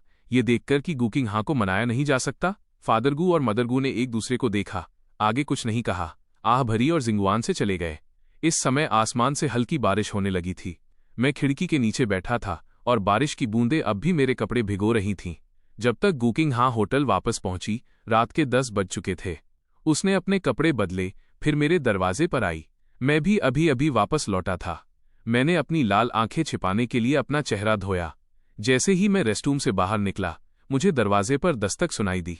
इसलिए मैंने अपनी आंखें मली और मुस्कुराते हुए दरवाज़ा खोला। क्या बात है, तुम अभी तक सोई नहीं? गू किंग हा मुझे दवा देने आई थी। उसने दवा की बोतल मेरे हाथ में रखी और जाने के लिए मुड़ी। मैंने जल्दी से उसे रोक दिया। तुम मुझे खुद दवा लगाने के लिए कह रही हो? मेरा हाथ वहां तक नहीं पहुंचता। ये सुनकर गू किंग हा के कदम रुक गए। उसने मेरे मासूम चेहरे को देखा, धीरे से आह भरी और मुझे बेड पर लेटने के लिए कहा। इसके साथ ही वो औरत कमरे में आई और हाथ धोने के लिए बाथरूम में चली गई। मैंने उस औरत को कमरे में आते देखा, फिर सुरक्षित रूप से दरवाज़ा लॉक कर दिया और चाबी निकाल ली। फिर मैंने अपनी शर्ट ऊपर की और आज्ञाकारी बनकर बेड पर पेट के बल लेट गया। गू किंग हा के करीब आने के बाद मैं उसकी सांसें साफ महसूस कर सकता था। उसके बाद उसके गर्म धुले हुए हाथ आए, जिन्होंने धीरे से मेरी पीठ से गौज हटाया। जब उसने वो बड़ा घाव और नील देखा तो उस औरत की आवाज़ बेकाबू होकर कांपने लगी। उसने मुझसे पूछा कि क्या दर्द हो रहा है? मजाक है क्या? मैं एक मर्द हूं, मुझे दर्द से डर क्यों लगेगा? लेकिन मैंने चाहे जैसे भी समझाया, गू किंग हा कोमल बनी रही, अपना सिर घुमाए बिना। मुझे सच में महसूस ही नहीं हो रहा था कि वो दवा लगा रही है। एक पल बाद गू किंग हा ने अचानक कहा, मम्मी चाहती हैं कि नन कुछ दिनों के लिए वहां रहे। तुम्हें क्या लगता है? तुमने तो उसे पहले ही भेज दिया है और अब मुझसे पूछ रही हो? थोड़ी देर सोचने के बाद मैंने सहमति में सिर हिलाया। नैन काफी समय से अपने दादा दादी से नहीं मिली है, उसके लिए कुछ दिन वहां रहना अच्छा है। गू किंग हा ने भी बस हूं में जवाब दिया, फिर से खामोश हो गई। दवा लगाने के बाद उसने मुझे कंबल से ढक दिया, फिर दवा की बोतल रख दी और जाने के लिए खड़ी हो गई। लेकिन जैसे ही वो खड़ी हुई, वो अचानक बीच में ही रुक गई। उसने अपना सिर घुमाकर मेरी तरफ देखा, फिर अपना सिर झुकाकर अपने हाथ को देखने लगी। तुम्हें आज यहीं आराम करने का कष्ट करना होगा, मैं पहले सोने जा रही हूं। मैंने उसके कुछ भी कहने का इंतजार नहीं किया, बल्कि तुरंत बेड के दूसरी तरफ चला गया और आराम करने के लिए अपनी आंखें बंद कर लीं। वो औरत मुझे ही घूरती रही। आखिरकार उसने घड़ी की तरफ देखा, काफी सोच विचार के बाद उसने सोफे पर ही आराम करने का फैसला किया। जहां तक मेरी बात है, 10 मिनट तक इंतजार करने और अपने पास किसी को महसूस न करने पर मैंने अपनी आंखें खोलीं। मैंने अपना सिर घुमाया और देखा कि वो औरत सोफे पर सो रही है। ये देखकर मैं सिर्फ यही बड़बड़ा सका कि वो औरत कितनी बेचारी थी। एक पल सोचने के बाद मैंने कंबल और 2 तकिए लिए और उन सबको सोफे पर फेंक दिया। शोर सुनकर गुकिंग हां जल्दी से उठ बैठी, लेकिन तुरंत बाद उसने मुझे सोफे पर घुटनों के बल बैठकर तकिए लगाते हुए देखा। लिनफांग, तुम क्या कर रहे हो? जाहिर है सोने जा रहा हूं। इसके साथ ही मैंने दोनों तकिए सही जगह पर रखे और फिर उसे गले लगा लिया। मेरी गर्माहट महसूस कर गुकिंग हां का दिमाग एक पल के लिए सुन्न हो गया, लेकिन जब उसे होश आया तो वो तुरंत छूटने के लिए छटपटाने लगी। यह देखकर मैं उसे और भी कसकर ही पकड़ सका। मत जाओ गुकिंग हां। ये शब्द सुनकर वो जम गई। उसने ऊपर मेरी तरफ देखा, जैसे उसे महसूस हो गया हो कि मेरा शरीर बेकाबू होकर कांप रहा है। वो एक पल के लिए हिचकिचाई, फिर उसने कंबल ऊपर खींचा और अपना सिर मेरे सीने में छिपा लिया। गुकिंग हां अपने मूड को बयान नहीं कर सकती थी। ये एक सपने जैसा लग रहा था, क्योंकि आज मैंने उस पर एक अभूतपूर्व निर्भरता दिखाई थी और ये कोमल हरकतें तो उसके सपनों में भी कभी नहीं आई थीं। आमतौर पर वो इसके बारे में सोचने की हिम्मत भी नहीं करती थी। गुकिंग हां ने अपना हाथ उठाया, मेरा चेहरा छूना चाहा, लेकिन उसे डर था कि कहीं सपना टूट न जाए। इसलिए उस औरत ने अपना हाथ पीछे खींच लिया और अपना सिर मुझमें और गहराई से छिपा लिया। एक पल बाद फोन अचानक वाइब्रेट हुआ। गुकिंग हां ने जल्दी से अलार्म बंद कर दिया। वो मुड़ी और मुझे अभी भी गहरी नींद में सोते देख राहत की सांस ली। अगले ही पल उसने ऊपर देखा और बेड पर रखी चाबी देखी। मेरी गहरी नींद का फायदा उठाते हुए उसने धीरे से मेरे माथे को चूमा। लिनफांग, मैं बस अभी आती हूं। 10 मिनट बाद एक अंधेरे बेसमेंट में असिस्टेंट जियांग धीमी आवाज में समझाते हुए गुकिंग हां के पीछे चल रहा था। सीईओ, हरे बालों वाले उस आदमी ने उस दिन फैक्ट्री में जो कुछ भी हुआ था उसके बारे में सब कुछ कबूल कर लिया है। वो घायल हुआ था क्योंकि वो छोटी मिस को बचा रहा था। आखिरी सेंटेंस सुनते ही उस औरत के कदम अचानक रुक गए। जब असिस्टेंट जियांग ने गुकिंग हां के चेहरे के भाव देखे तो वो डरकर कुछ कदम पीछे हट गया। सेल में दाखिल होने के बाद गुकिंग हां ने लकड़ी के खंभे से बंधे उस हरे बालों वाले आदमी की तरफ देखा और अपना हाथ हिलाया। जी, सीईओ। उसके कबूलनामे के मुताबिक उसका इरादा शुरू में छोटी मिस को नुकसान पहुंचाने का था। आखिरकार उन्होंने उसे रोक दिया। मुझे पता है, बाहर इंतजार करो। सबके जाने के बाद गुकिंग हां सीधे मेज की तरफ गई और एक हथियार चुनने लगी। आमतौर पर मैं उसे छूने तक की हिम्मत नहीं करती। मुझे डर लगता है कि उसे छूने से उसे चोट लग जाएगी। फिर भी तुम्हारी इतनी हिम्मत कि तुमने इतना जोरदार वार किया? किस हक से? उसके बोलने के बाद बाहर खड़े असिस्टेंट जियांग को अंदर से रूह कंपा देने वाली चीखें सुनाई दी। आधे घंटे बाद असिस्टेंट जियांग अभी भी अंदर से आ रही दर्दनाक चीखें सुन सकता था। बारिश रुकने तक वो खुद को कांपने से नहीं रोक सका। गुकिंग हां होटल वापस लौट आई। उसने पहले अपने कमरे में जाकर शावर लिया, फिर मेरे कमरे में आई। लेकिन जब उसने कमरे में एंट्री ली तो उसने मुझे एक कोने में दुबका हुआ देखा। गुकिंग हां को अचानक चिंता होने लगी। लिनफांग, क्या बात है? वो जल्दी से दौड़कर मेरे पास आई और मुझे सहारा दिया। ये सुनकर मैंने अपने सामने खड़ी उस औरत की तरफ देखा। गुकिंग हां, तुम कहाँ गई थी? लियू यान और अलन के हाथों मैंने जो टॉर्चर झेला था वो एक अंधेरे कमरे में कैद रहना था, जहां सूरज की रोशनी तक नहीं पहुंचती थी। इसलिए जब मैंने पहली बार अपनी आंखें खोली तो न केवल वहां घना अंधेरा था, बल्कि आसपास कोई भी नहीं था। मैं अचानक बहुत ज्यादा घबरा गया था। गुकिंग हां ने मुझे एक खाली चेहरे के साथ देखा। मेरे अंदर ऐसा महसूस हो रहा था जैसे चाकू से वार किया जा रहा हो। वो बस मुझे अपनी बाहों में कसकर पकड़ सकी और माफी मांगने लगी। लिनफांग, तुम्हें नहीं जाना चाहिए था। जमीन के नीचे बहुत ठंड है। क्या हम उठ सकते हैं? लेकिन उसने इंतजार किया पर मेरी तरफ से कोई रिएक्शन नहीं मिला। इसलिए उसने अपने दांत भींचे और सीधे मुझे गोद में उठा लिया, जब तक कि उसने मुझे बेड पर नहीं लिटा दिया। फिर वो कंबल और तकिया ले आई। आखिरकार मैं होश में आया। मैंने बस उसे मेरे लिए तकिया लगाते और फिर कंबल से ढकते हुए देखा। आखिरकार वो बेड के पास खड़ी रही और काफी देर तक हिली नहीं। काफी देर बाद मैंने हाथ बढ़ाकर उसका हाथ पकड़ लिया। वाइफ, क्या तुम्हारा इरादा सुबह तक वहीं खड़े रहने का है? ये सुनकर गुकिंग हां अचानक तनाव में आ गई। रिफ्लेक्स में उसने मेरा हाथ कसकर पकड़ लिया। उसका चेहरा हैरानी से भरा था। तुमने मुझे क्या बुलाया? क्या हुआ? क्या मिस गू को लगता है कि मेरा तुम्हें ये बुलाना गलत है? कुछ नहीं, सो जाओ। इतना कहने के बाद गुकिंग हां बेड पर आ गई। मैं असल में कुछ और कहना चाहता था, लेकिन उसे अपनी आंखें बंद किए और बात करने से मना करते देख मुझे आज्ञाकारी बनकर अपना मुंह बंद करना पड़ा। 10 मिनट बाद गुकिंग हां ने कन्फर्म किया कि मैं सो गया हूं। तभी उसने अपनी आंखें खोलने की हिम्मत की। उसे बस यही ख्याल आ रहा था कि ये सब लियू रुआन के लिए जियू ग्रुप के 6 जरूरी प्रोजेक्ट्स हासिल करने के लिए है। यहां तक कि मैंने उसे वाइफ भी बुलाया। वो इस हद तक परेशान हो गई कि उसके माथे पर ठंडा पसीना आ गया। उसे उठना पड़ा और अपनी जेब से सफ़ेद दवा की बोतल निकालकर आखिरी 2 गोलियां अपने मुंह में डालनी पड़ीं। ऐसा नहीं हो सकता लिनफांग, तुम मेरे हो, तुम सिर्फ मेरे हो सकते हो। अगली सुबह जल्दी ही गुकिंगहा होटल से निकल चुकी थी। तैयार होकर जब मैंने दरवाज़ा खोला तो देखा कि असिस्टेंट जियांग और कुछ बॉडीगार्ड्स दरवाजे पर पहरा दे रहे हैं। सर, हमें आपको वापस ले जाने का ऑर्डर मिला है। ये देखकर मैंने एक हल्की आह भरी और उनके पीछे चल दिया। जिंगवान में सब जानते हैं कि मुझे मार्शल आर्ट्स आती है। इसके अलावा मैं वो इंसान हूं जिसे मिस गू सबसे ज्यादा पैम्पर करती है। इसलिए चाहे असिस्टेंट जियांग हो या बॉडीगार्ड्स, उनमें से किसी की भी हिम्मत सच में हाथ लगाने की नहीं हुई। ये बस एक दिखावे की रुकावट थी। आखिरकार हमेशा मिस गू ही होती है जो मुझे वापस लाती है। जिंगवान लौटने के बाद मैंने उस जाने पहचाने कमरे को देखा, बेबसी से आह भरी और मेज पर सिर रखकर लेट गया। ये सोचने लगा कि उससे अपनी पाबंदी कैसे हटवाऊं। तभी हाउसकीपर का बेटा मेरे लिए वो नया फोन ले आया जो उसने मेरे लिए तैयार किया था। मैंने कहा थैंक यू। मैंने तुरंत सिम कार्ड डाला और उसे ऑन किया। फोन पर तुरंत अनगिनत मैसेज दिखने लगे। उनमें से 80% लियू रुआन और एनलान के थे, लेकिन मैंने उन्हें देखने तक की जहमत नहीं उठाई। मैंने उन्हें सीधे डिलीट कर दिया। मैं असल में उन दोनों को ब्लॉक करना चाहता था, लेकिन अपने फ्यूचर प्लान्स को याद करते हुए मैंने फिर भी अपने दिल के गुस्से को दबा लिया। 2 घंटे की मशक्कत के बाद मैंने आखिरकार अपने फ़ोन से उन दोनों के सारे निशान मिटा दिए ताकि मुझे उन्हें देखना न पड़े और नफरत न हो। इस पल मैं इंडोर बालकनी पर खड़ा था। दूसरी मंजिल के नीचे पिंक लैवेंडर का एक मैदान था। मेरी पिछली लाइफ में गुकिंगहा अनिद्रा इंसोम्निया से जूझती थी, लेकिन उसने दवा लेने से मना कर दिया था। वो खुद को सुलाने के लिए इसी तरीके का इस्तेमाल करती थी, लेकिन नतीजा ये हुआ कि मैंने उसमें आग लगा दी और अगले दिन सब जलाकर राख कर दिया। जब मैंने इसके बारे में सोचा तो मैं खुद को दोबारा कोसे बिना नहीं रह सका। फिर मैं सीधे नीचे चला गया। जब माली ने मुझे कैंची लेकर नीचे आते देखा तो उसके होश उड़ गए और वो जल्दी से एक तरफ छिप गया। कुछ नौकर मुझे बताना चाहते थे कि ये वो चीज़ है जिसे मिस गू ने यहाँ लगाने में बहुत समय बिताया था, लेकिन कुछ सोचकर उन्होंने तुरंत अपना मुंह बंद कर लिया। आखिरकार उनकी नज़र में अगर मुझे पता चलता कि गुकिंगहा ने इसे लगाया है तो मैं पक्का उन सबको उखाड़ फेंकता। मैंने उन पर कोई ध्यान नहीं दिया। मैंने खुद एक टोकरी में औजार लिए और फूलों के खेत में चला गया। उसे भी ठीक से नींद नहीं आती। ये जगह उसके बेडरूम से बहुत दूर है। कुछ टहनियां तोड़कर उसके कमरे में रखना ज्यादा असरदार होगा। 1 घंटे बाद मैं लैवेंडर के गुच्छे लिए उसके बेडरूम की तरफ चला गया। हम दोनों के कमरे दूसरी मंजिल पर हैं। एक बिल्कुल पूर्वी छोर पर है, दूसरा बिल्कुल पश्चिमी छोर पर। नतीजा ये हुआ कि अपने कमरे का दरवाज़ा खोलने के बाद मैं चौंक गया, क्योंकि इस कमरे में एक बेड और सोफे के अलावा कुछ नहीं था। एक पल की खामोशी के बाद मैंने अपना सिर हिलाया और हाथ में मौजूद बुके को फर्श पर रख दिया। मैं अपनी ज़रूरत का सामान खरीदने के लिए बटलर सॉन्ग को बोलने नीचे भागा।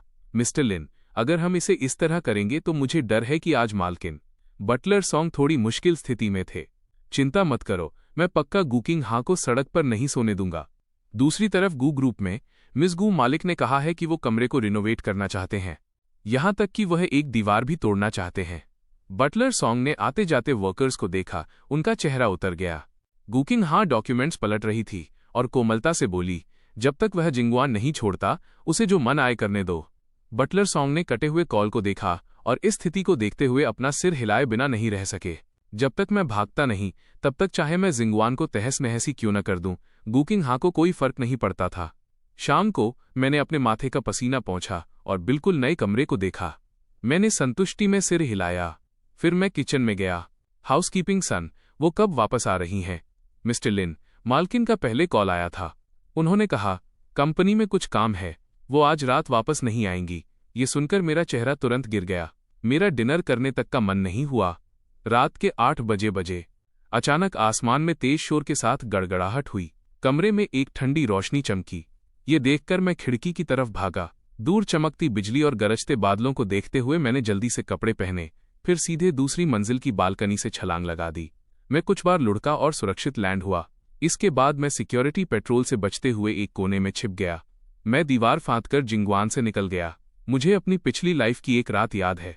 नियॉन क्योंकि वो बादलों के गरजने से डरती थी और उसकी मम्मी अभी भी कंपनी में ओवरटाइम कर रही थी, इसलिए उसने आखिरकार हिम्मत जुटाकर मेरा दरवाज़ा खटखटाया, लेकिन मैंने उसे भगा दिया था। नान अपनी मम्मी की तरह कभी कमजोरी नहीं दिखाती थी। मैं जितना सोचता रहा उतना ही मैं और भी ज्यादा बेचैन हो गया। इसलिए मैं जिंगवान के पीछे वाले अंडरग्राउंड पार्किंग लॉट में गया और गाड़ी चलाकर पुराने घर वापस आ गया। गू ग्रुप में गुकिंगहा अपने ऑफिस में बाहर के मौसम को देख रही थी और कल रात के बारे में सोच रही थी जब मैं अकेले एक कोने में दुबका हुआ था। वो मेरे लिए फिक्रमंद हुए बिना नहीं रह सकी। क्या वो आराम कर रहा है? असिस्टेंट जियांग ने तुरंत जवाब दिया। मिस गू, बटलर ने 3 घंटे पहले एक मैसेज भेजा था। मालिक पहले ही अपने बेडरूम में सोने चले गए हैं। उस औरत ने खिड़की से बाहर देखा, एक पल के लिए सोचा और आखिरकार ऑर्डर दिया, तुरंत जिंगवन वापस चलने की तैयारी करो। इस बीच पुराने घर में लिनियन कंबल के नीचे छिपी हुई थी, अपने कान कसकर बंद किए हुए, और उसका शरीर बेकाबू होकर कांप रहा था। तभी खिड़की पर दस्तक हुई। वो छोटी बच्ची डर के मारे दुबक गई, हिलने की हिम्मत भी नहीं की, जब तक कि उसने एक जानी पहचानी आवाज नहीं सुनी। नान नान, क्या तुम सो रही हो? आवाज सुनते ही वो छोटी बच्ची हैरानी में बेड से उछल पड़ी। उसके पास जूते पहनने तक का वक्त नहीं था और वो खिड़की खोलने के लिए दौड़ी। पापा, आप यहाँ क्यों हैं? मैंने चारों तरफ देखा, ये सुनिश्चित करते हुए कि किसी ने नोटिस नहीं किया है। फिर मैं खिड़की के रास्ते अंदर चढ़ गया। उसके बाद मैंने अपनी बेटी को कसकर गले लगा लिया। क्या नियॉन ने पापा को याद किया? ये सुनकर लिनियन थोड़ी शर्मा गई, लेकिन फिर भी उसने जोर जोर से सिर हिलाया। मैंने उसे छोड़ दिया और धीरे से अपनी बेटी के गाल सहलाए। पापा तुम्हें एक कहानी सुनाएंगे और तुम्हें सुलाएंगे। ठीक है पापा, क्या आप आज मेरे साथ सो सकते हैं? नान, आज नहीं। मेरा इनकार सुनकर लिनियन ने बाहर चमकती बिजली की तरफ देखा। पापा, लेकिन बाहर बारिश होने वाली है। मैंने उसे उठाया और बेड पर लिटा दिया। पापा को आज रात कुछ काम है। 2 दिन में पापा और मम्मी तुम्हें घर ले जाएंगे, ठीक है? लिनियन ने मुझे ऐसा कहते सुना और आज्ञाकारी बनकर सोने के लिए लेट गई। बाहर हवाएं चल रही थीं और बारिश हो रही थी। अंदर वो बच्ची मेरे भरोसे के बाद थोड़ी देर में सो गई। मैंने कहानी की किताब नीचे रखी और उसका कंबल अच्छे से ओढ़ा दिया। दीवार पर लगी घड़ी में रात के 9 बजे बज रहे थे। एक पल सोचने के बाद मैंने एक छाता लिया, पुराने घर से निकला और एंसेस्ट्रल हॉल की तरफ गाड़ी चला दी। एंसेस्ट्रल हॉल वो जगह है जो उन फैमिली मेंबर्स को सजा देने के लिए है जिन्होंने गलतियां की हैं। जीयू फैमिली के हर इंसान को इसे मानना पड़ता है, यहां तक कि गू फैमिली की हेड गुकिंग हा भी इसका अपवाद नहीं है। मैं एंसेस्ट्रल हॉल के दरवाजे के सामने छाता लेकर खड़ा हो गया। ड्यूटी पर तैनात गार्ड ने दूर से कदमों की आहट सुनी और चेक करने के लिए जल्दी से खड़ा हो गया। एंसेस्ट्रल हॉल में घुसने की हिम्मत किसकी हुई? मैं यहां सजा स्वीकार करने आया हूं। यह सुनकर गार्ड ने मेरी तरफ देखा, फिर उसकी आंखें फटी रह गईं। उसने अपनी पलकें झपकाईं। तुम थोड़े जाने पहचाने लगते हो, लेकिन तुम जू फैमिली से नहीं लगते। गुकिंग हा का पति लिन फैंग। जैसे ही गार्ड ने ये सुना, उसके चेहरे के भाव पूरी तरह बदल गए। वो जल्दी से पीछे हटा और रास्ता छोड़ दिया। सही सही, बिल्कुल, मुझे अब याद आया। यंग मास्टर लिन, प्लीज अंदर आइए। पनिशमेंट हॉल के अंदर 2 और लोग थे। गार्ड ने अंदर जाकर जल्दी से मेरा इंट्रोडक्शन कराया। ये मिस्टर लिन है। मैंने उन लोगों पर कोई ध्यान नहीं दिया जो मुंह खोले खड़े थे। मैंने चारों तरफ देखा। घर के अंदर सिर्फ एक सोने की चमकती हुई बुद्ध की मूर्ति थी। उसके सामने एक गोल कुशन रखा था। मैं सीधे उस गोल कुशन पर घुटनों के बल बैठ गया और उन्हें शुरू करने का इशारा किया। यह देखकर वे तीनों मुश्किल भरे चेहरे के साथ एक दूसरे को देखने लगे। मिस्टर लिन, मिस गू कल यहां होंगी। शायद आप थोड़ा और इंतजार कर सकते हैं। ओह, तुम्हारी हिम्मत नहीं हो रही। मिस्टर लिन, यहां आने वाला हर कोई गू फैमिली का हिस्सा है। मैं गुकिंग हा का पति हूं। मैं गू फैमिली का हिस्सा कैसे नहीं माना जा सकता? लेकिन सच तो ये था कि गार्ड्स जानते थे कि मैं वही इंसान हूं जिसे गुकिंग हा सबसे ज्यादा पैम्पर करती थी। हर बार जब मैं कोई मुसीबत खड़ी करता था तो हमेशा गुकिंग हा ही मेरी जगह सजा भुगतने आती थी। आखिरकार उन्होंने फैसला करने के लिए रॉक पेपर सिजर्स खेला और एक इंसान को आगे कर दिया। मिस्टर लिन, तो मैं पहले पढ़ना शुरू करता हूं। 5 जून 2026 की दोपहर को लिन फैंग ने अपनी मर्जी से छोटी मिस को एक अजनबी की देखरेख में छोड़ दिया, जिससे छोटी मिस किडनैप हो गईं। यह देखते हुए कि कोई गंभीर परिणाम नहीं हुआ, सजा 5 कोड़े लैशेस है। अगर उसे कोई अपंगता डिसेबिलिटी हो जाती तो उस स्थिति में ये कम से कम 20 कोड़े या उससे ज्यादा होता। ये सुनकर मैंने चुपचाप अपना सिर झुका लिया। कोई हैरानी की बात नहीं कि मेरी पिछली लाइफ में उस हादसे के बाद वो 1 महीने के लिए हॉस्पिटल में भर्ती थी और मैंने उससे हाल तक नहीं पूछा था। मैं एक बार भी उससे मिलने नहीं गया। मिस्टर लिन, तो हम शुरू करते हैं। इतना कहकर गार्ड ने प्रोसीजर के हिसाब से कोड़ा घुमाया। एक भारी आवाज के बाद मैंने अपनी मुट्ठियां भींच लीं। मेरे माथे पर पसीने की नन्ही बूंदें आ गईं। ये खास तौर पर बना हुआ कोड़ा सिर्फ एक बार पढ़ने पर भी एक जवान आदमी को दर्द से चीखने पर मजबूर करने के लिए काफी है। मैंने अनजाने में अपने सामने मौजूद बुद्ध की मूर्ति की ओर देखा।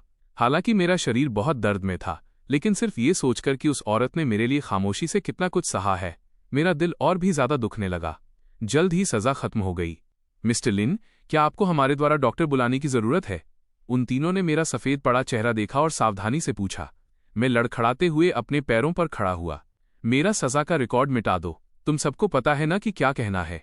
मिस्टर लिन, हम समझ गए। हम मालकिन को बिल्कुल नहीं बताएंगे। एंसेस्ट्रल हॉल का एक नियम है कि जब तक किसी को सजा मिल चुकी है रिकॉर्ड मिटाया जा सकता है।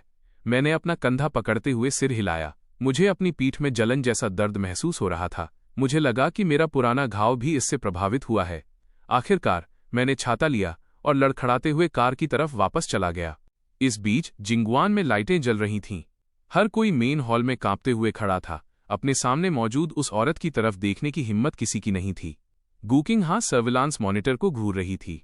जब उसने मुझे खिड़की से कूदते हुए देखा तो वो कमजोरी से ढह गई, लेकिन आखिरकार उसने अपने दांत भींचे और फिर से खड़ी हो गई। ये नज़ारा देखकर पीछे खड़े असिस्टेंट जियांग ने मन ही मन शोर मचाया कि ये ठीक नहीं है। गूकिंग हा की दवा खत्म हो गई थी। उसके पास अभी तक डायरेक्टर वोंग को ढूंढने का समय नहीं था। उसकी लोकेशन ढूंढो। मैं जानना चाहती हूं कि लिनफांग कहाँ है। असिस्टेंट जियांग ने देरी करने की हिम्मत नहीं की। उसने जल्दी से अपना लैपटॉप निकाला और मेरे फोन का हिडन ट्रैकर खोल दिया। तूफान थोड़ी देर के लिए गरजा, फिर धीरे धीरे थम गया। इस पल ग्वांगिंग बार पर सड़क किनारे एक सफेद रोल्स रॉयस रुकी। मैं कार का सहारा लेकर लगातार उल्टियां कर रहा था। तभी सड़क के दूसरी तरफ से एनलान की हैरान कर देने वाली आवाज आई। लिनफांग, तुम यहां क्यों हो? यह सुनकर मैं थोड़ा सुन्न पड़ गया। मैंने उस दिशा में ऊपर देखा। एनलान और लियू रुआन एक के बाद एक मेरी तरफ बढ़ रहे थे। ये देखकर मैंने अपनी मुट्ठियां तब तक भींची जब तक कि वे चटकने न लगीं। मैंने जल्दी से अपना सिर झुका लिया ताकि वे मेरी आंखों के भाव न देख सकें। लिनफांग, गलत मत समझना। रुआन और मैं बार में मिले थे। जैसे ही वो करीब आया, एनलन ने जल्दी जल्दी सफाई देना शुरू कर दिया। लियू रुआन ने कुछ बार खांसा और सहज रूप से मुझे डांटना शुरू कर दिया। लिनफांग, तुम यहां बार में क्यों आए? तुम्हें पता है अगर वो तुम्हें यहां देख लेगी तो क्या सोचेगी? ये शब्द सुनकर मुझे अचानक अपनी पिछली लाइफ याद आ गई। मैंने बार बार खुद को कंट्रोल किया। जैसे ही मैंने कुछ कहने के लिए मुंह खोला, चारों तरफ से कारों की दहाड़ सुनाई दी। सिचुएशन देखकर मेरा दिल बैठ गया। मैंने देखा कि कई कारों से दर्जनों बॉडीगार्ड्स बाहर निकले। गूकिंग हा, जिसका चेहरा गुस्से से तमतमाया हुआ था, मेरी तरफ बढ़ी। ये देखकर मैं सहज रूप से एक कदम पीछे हट गया। एनलान ने सिचुएशन देखी और जल्दी से भागकर उसके सामने आ गया। मिस गू, प्लीज गलत मत समझिए। मैंने ही लिनफांग को बाहर बुलाया था। इसका सिस्टर रुआन से कोई लेना देना नहीं है। लेकिन गूकिंग हा ने अपने सामने खड़े एनलन की तरफ देखा तक नहीं। उसने असिस्टेंट जियांग के हाथ से छाता लिया और बॉडीगार्ड से कहकर एनलान को दूर हटवा दिया। फिर उसने मेरे सिर पर छाता तान दिया। क्या मैंने नहीं कहा था कि तुम्हारे घाव पर पानी नहीं लगना चाहिए? तुम बिना छाते के बाहर क्यों निकले? मैं छाता लेकर निकला था। बारिश के दिनों में नन को बादलों के गरजने से डर लगता है। मैं उसे देखने पुराने घर गया था। उसके सोने के बाद ही मैं वापस आया। यहां आते वक्त इत्तेफाक से ये दोनों मुझे मिल गए। मैंने जल्दी जल्दी सफाई दी, लेकिन गूकिंग हा का चेहरा भावहीन था। उसने बस एक बात कही, चलो वापस चलते हैं। मैं अब भी कुछ कहना चाहता था, तभी पीछे से लियू रुआन की आवाज आई। मिस गू, लिनफैंग ने पहले ही सफाई दे दी है। इस तरह पीछे पड़े रहने का क्या मतलब है? असिस्टेंट जियांग एक तरफ खड़ा अपने दांत भींच रहा था। उसने सोचा, अगर मैं बिना शर्त लियू रुआन को प्रोटेक्ट न कर रहा होता, यहां तक कि उसके लिए मरने की धमकी न देता, तो लियू कॉर्पोरेशन की एक मामूली सीईओ की हिम्मत नहीं होती कि वो सीईओ गू के सामने ऐसे शब्द कह सके। वो पक्का कल का सूरज नहीं देख पाती। असिस्टेंट जियांग, कोई तुम्हारे बॉस को परेशान कर रहा है और तुम कुछ नहीं करोगे? मैंने गूकिंग हा का हाथ पकड़ा और अपने बगल में खड़े खामोश असिस्टेंट जियांग की तरफ देखा। यह सुनकर असिस्टेंट जियांग दंग रह गया। वो एक पल के लिए रिएक्ट ही नहीं कर पाया। इस बीच गूकिंग हा ने नीचे मेरे हाथ की तरफ देखा। उसके चेहरे के भाव थोड़े नरम पड़ गए। चलो घर चलते हैं। यहां का मामला असिस्टेंट जियांग पर छोड़ दो, मैंने सोचते हुए कहा। अगर अभी मिली सजा की वजह से मेरा शरीर कमजोर न होता तो मैंने कब का लियू रुआन को लात मारकर दूर कर दिया होता। लिनफांग, क्या तुम जानते हो असिस्टेंट जियांग तुम्हारी खातिर क्या चाहता है? उन पर थोड़ी नरमी बरतो। तुम क्या कह रही हो? नरमी क्यों? इससे पहले कि मैं अपनी बात पूरी कर पाता, गूकिंग हा ने मुझे बीच में ही रोक दिया और मुझे कार के अंदर खींच लिया। जिंगुआन पहुंचकर गूकिंग हा ने मेरा हाथ पकड़ा और मुझे ऊपर ले गई। बटलर सॉन्ग ने गूकिंग हा का गुस्सा और मुझे खामोश खड़ा देखा और आह भरी। उसने रास्ते में ही सारे नौकरों को आराम करने के लिए भेज दिया। मैंने अनगिनत बार सफाई दी, लेकिन उस औरत ने ऐसा बर्ताव किया जैसे उसे कुछ सुनाई ही न दे रहा हो। जैसे ही हम जिंगवान के एंट्रेंस पर पहुंचे, उसने मुझे कार से बाहर निकाला और सीधे स्टडी रूम की तरफ घसीट ले गई। फिर उसने कमरे का दरवाजा लॉक किया, मेरे पास आई और अचानक मुझे दीवार से सटा दिया। वाइफ, मैं पहले ही समझा चुका हूं। मैं सच में पुराने घर गया था। अगर तुम्हें यकीन नहीं है तो तुम नियॉन से पूछ सकती हो। नियॉन? लिन फैंग, मैं तुम्हारे झूठ से थक चुकी हूं। मुझे कोई और बहाना दो, शायद तब मैं खुद को तुम्हें यकीन करने के लिए धोखा दे सकूं। मैं सच में झूठ नहीं बोल रहा हूं। लिन फैंग, तुम हमेशा मुझे छोड़कर क्यों जाना चाहते हो? मैं तुम्हें सब कुछ दे सकती हूं। तुम मुझे मजबूर क्यों कर रहे हो? अब मेरा दिल तुम्हारे लिए और नहीं दुखेगा। बोलने के बाद उसने मुझे जमीन पर धक्का दिया और कालीन पर दबोच लिया। मैं दर्द से कराह उठा। साथ ही मैं सोचने लगा कि इस औरत की ताकत इतनी ज्यादा कैसे है। मैं महान अमर भगवान हूं। अगर मैं घायल भी हूं तो ऐसा नहीं हो सकता कि मुझमें विरोध करने की बिल्कुल भी ताकत न हो। सही वाइफ? सच में बहुत दर्द हो रहा है, लेकिन इससे पहले कि मैं अपनी बात पूरी कर पाता, उसने मेरा मुंह बंद कर दिया और फर्श पर बेजान सा पड़ा रहा। गुकिंग हा ने धीरे धीरे अपने कपड़े ठीक किए। मेरे चेहरे के भाव देखकर उसने अपने होंठ भींच लिए। उसने मुझे ढकने के लिए कुछ कपड़े लिए, फिर मुड़ी और बिना पीछे देखे चली गई। काफी देर बाद मैं फर्श से उठा। मेरे ऊपर रखे कपड़े फिसल गए। मेरा शरीर अब उन निशानों से भरा था जो उसने छोड़े थे। मुझे गुस्सा भी आ रहा था और हंसी भी। उसने कहा था कि उसका दिल मेरे लिए नहीं दुखेगा, लेकिन असल में वो मुझे इनाम दे रही थी, ये सोचकर कि जो दर्द मुझे सताने लगा था। मुझे बहुत दर्द हो रहा था। मेरी आंखें चढ़ गईं क्योंकि मेरी पीठ काफी देर तक ऊनी कालीन से रगड़ती रही थी। कोड़ों के निशानों के आसपास से खून बह रहा था। इस पल मैं चोटों से लथपथ था। मैं काफी देर तक सुन्न बैठा रहा। मैंने स्टडी रूम के क्लोसेट से अपना शरीर घसीटा और बदलने के लिए कपड़ों का एक सेट निकाला, लेकिन जैसे ही मैं निकलने वाला था, मेरी ताकत अचानक खत्म हो गई। अगले ही पल मैं कालीन पर बेहोश हो गया। दूसरी तरफ गुकिंग हा लड़खड़ाते हुए लिविंग रूम में वापस आई। वो शॉवर के नीचे खड़ी होकर ठंडे पानी से नहाने लगी। वो दीवार का सहारा लेकर फर्श पर ढह गई। ठंडा पानी उसके माथे से होता हुआ जमीन पर बह रहा था।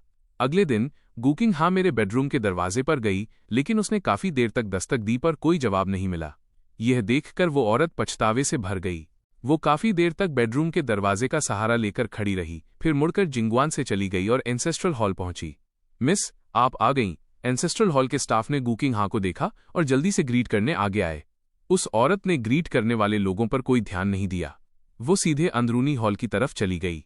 ये देखकर ड्यूटी पर तैनात स्टाफ ने उसे जल्दी से याद दिलाया, पनिशमेंट हॉल में आज कोई ड्यूटी नहीं है। ये सुनकर गुकिंग हा के कदम अचानक रुक गए। ऐसा क्यों? क्या लिन फैंग की सजा अभी खत्म नहीं हुई है? उनमें से कुछ ने एक दूसरे को देखा और कुछ नहीं कहा। ये देखकर गुकिंग हा ने अपनी भौहें, सिकोड़ी, मुड़ी और एंसेस्ट्रल हॉल छोड़कर पुराने घर चली गई। दूसरी तरफ बटलर मेन हॉल में खड़ा था और उसने फादर गू से पूछा, ओल्ड मास्टर, मिस गू आ गई हैं, क्या उसने अपनी सजा पूरी कर ली है? ओल्ड मास्टर ने कल रात ही इसे निपटा दिया था। फादर गू ने सिर हिलाया। फिर उन्होंने अपनी परेशान बेटी को अंदर आते देखा और उसका मजाक उड़ाने से खुद को नहीं रोक सके। ऐसा क्यों है कि तुम पहले उसके लिए बिना पलक झपकाए दर्जन भर कोड़े खा लेती थी? अभी तो सिर्फ 5 कोड़े ही पड़े हैं और तुम्हारा चेहरा ऐसा हो गया है। मैं तुम्हें बता दूं, तुमने ये खुद पर मोल लिया है। गुकिंग हा ने ऐसे बर्ताव किया जैसे उसने कुछ सुना ही न हो। उसने बस उनसे पूछा, क्या आपने एंसेस्ट्रल हॉल को टास्क सौंप दिया था? पूछे जाने पर फादर गू थोड़े हैरान रह गए। वह सुन्न पड़ गए। क्या तुमने कल रात इसे पहले ही रिसीव नहीं कर लिया था? ये देखकर बटलर तुरंत आगे बढ़ा। मिस, कल रात 10 बजे एंसेस्ट्रल हॉल के रिकॉर्ड्स क्लियर कर दिए गए थे। उस खास समय को सुनकर गुकिंग हा कुछ सोचते हुए ख्यालों में खो गई। लिनियन, जो अभी अभी सोकर उठी थी, बेडरूम से बाहर आई। वो सीधे अपनी मम्मी की तरफ दौड़कर आई। मम्मी, आप मुझे इतनी जल्दी लेने क्यों आ गईं? क्या पापा ने नहीं कहा था कि आप दोनों आज आएंगे? ये शब्द सुनकर गुकिंग हा को ऐसा लगा जैसे उस पर बिजली गिर गई हो। गुकिंग हा उस छोटी बच्ची के सामने घुटनों के बल बैठ गई। उसका चेहरा घबराहट से भरा था। पापा ने तुम्हें कब बताया? लिनियन ने अपने हाथ पीछे की तरफ बांध लिए।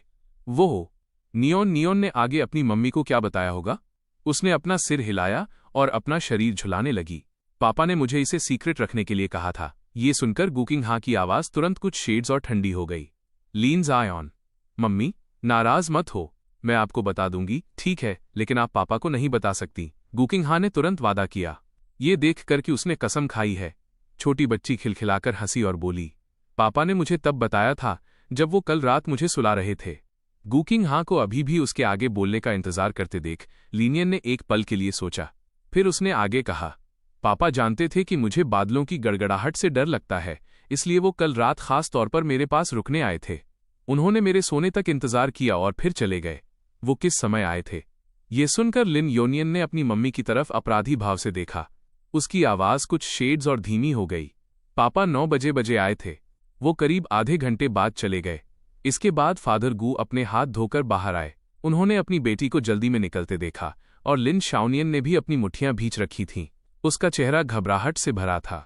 इस पल गुकिंग हां की आंखें लाल थीं। पहले पुराने घर जाना, फिर एंसेस्ट्रल हॉल जाना। जिंगुआन वापस लौटते समय ग्वांगिंग बार के पास से गुजरना रास्ता और समय बिल्कुल मेल खा रहे थे। कल के मेरे सफ़ेद पड़े चेहरे को याद कर गुकिंग हां के भाव और भी काले पड़ गए। स्टीयरिंग व्हील पर उसकी पकड़ से चटकने की आवाज़ें आ रही थीं। इस वक्त जिंगुआन में हाउसकीपर के बेटे ने सही सलामत हॉल को देखा और राहत की सांस ली। मैंने पहले ही फर्नीचर कंपनी को फ़ोन करके फर्नीचर बदलने के लिए कह दिया है। नतीजा ये हुआ कि बटलर सॉन्ग ने चारों तरफ देखा। उनका चेहरा हैरानी से भरा था। कल छोटी मिस और मिस्टर लिन स्टडी रूम में थे।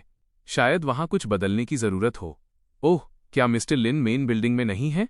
मुझे लगता है छोटी मिस से बहस के बाद वो वेस्ट विंग की तरफ चले गए हैं। ठीक है, जब तक मिस्टर लिन यहाँ नहीं है, वे पहले उनका कमरा साफ करेंगे। हाउसकीपर के बेटे ने मेरा कमरा साफ करने के बाद एक कपड़ा और तसला लिया और छोटी मिस के कमरे की तरफ चली गई। गुकिंग हां के कमरे में कुछ भी नहीं था। हर दिन उसे साफ करने में 10 मिनट से भी कम समय लगता था, लेकिन मैंने कल वहां बहुत बड़ी गड़बड़ की थी। पता नहीं कमरे को किस तरह का नुकसान हुआ होगा। ये सोचकर हाउसकीपर के बेटे ने दरवाज़ा धक्का देकर खोला, लेकिन अंदर का नज़ारा देखते ही वो वहीं सन रह गई। उसने देखा कि कमरे की दीवारें, जो पहले सफ़ेद थीं, अब क्लाइन ब्लू में बदल चुकी थीं, जिनके बीच में सफ़ेद रंग की पट्टी थी। कमरे के बीचों बीच एक डबल बेड था। दोनों तरफ की बेडसाइड टेबल पर पिंक लैवेंडर रखे थे। कमरा पूरी तरह से डेस्क, बुकशेल्फ और कंप्यूटर से लैस था। बाथरूम में टॉयलेटरीज के भी एक कमरे के लिए 2 सेट थे। इसे देखकर हाउसकीपर के बेटे के चेहरे पर एक प्यारी सी मुस्कान आ गई। उसने सोचा, छोटी मिस इसे देखकर पक्का बहुत खुश होंगी। कुछ ही सेकंड बाद हाउसकीपर के बेटे ने नीचे से शोर सुना। उसने सुना कि छोटी मिस वापस आ गई हैं। वो जल्दी से नीचे भागी। मिस, आपको चलकर जरूर देखना चाहिए। मिस्टर लिन ने आपका कमरा अकेले ही तैयार किया है। ये सुनकर गुकिंग हां दंग रह गई। उसे कल बटलर सॉन्ग की कमरा रिनोवेट करने वाली बात याद आई। उसने मेरे बेडरूम के बंद दरवाजे पर एक नज़र डाली, फिर वो अपने कमरे की तरफ चल दी। जब उसने कमरे की सजावट देखी तो उसका दिमाग पल भर में उलझ गया। गुकिंग हां को उस कमरे में अपनी और लिन फैंग की चीजें एक साथ देखकर कैसा महसूस हुआ होगा? क्या उसकी गलतफहमी अब दूर हो पाएगी? उसके कदम डगमगा गए और मुंह खुला का खुला रह गया। क्या ये सब लिनफांग ने किया है? हाँ, मिस्टर कल पूरी दोपहर इसी काम में लगे थे। उन्हें पता था कि आपको सोने में परेशानी होती है, इसलिए उन्होंने खुद चुनकर लैवेंडर कमरे में रखे। मिस, उस बुकशेल्फ की तरफ देखिए। वहां बच्चों की परियों वाली कहानियों की किताबें भी हैं। मिस्टर ने पक्का इन्हें छोटी मिस के लिए तैयार किया होगा। हाउसकीपर का बेटा अपनी ही धुन में बोलता रहा, इस बात से बेखबर कि उस औरत का चेहरा धीरे धीरे सफ़ेद पड़ता जा रहा है। उसने अपनी आस्तीन के नीचे मुट्ठियां भींच लीं और कमरे से बाहर निकल गईं। उसने मेरे बेडरूम का दरवाज़ा खटखटाया, लेकिन अंदर से कोई आवाज़ नहीं आई। हाउसकीपर के बेटे ने पीछे से आकर समझाया, मिस्टर अपने कमरे में नहीं है, मैंने अभी अभी सफाई खत्म की है।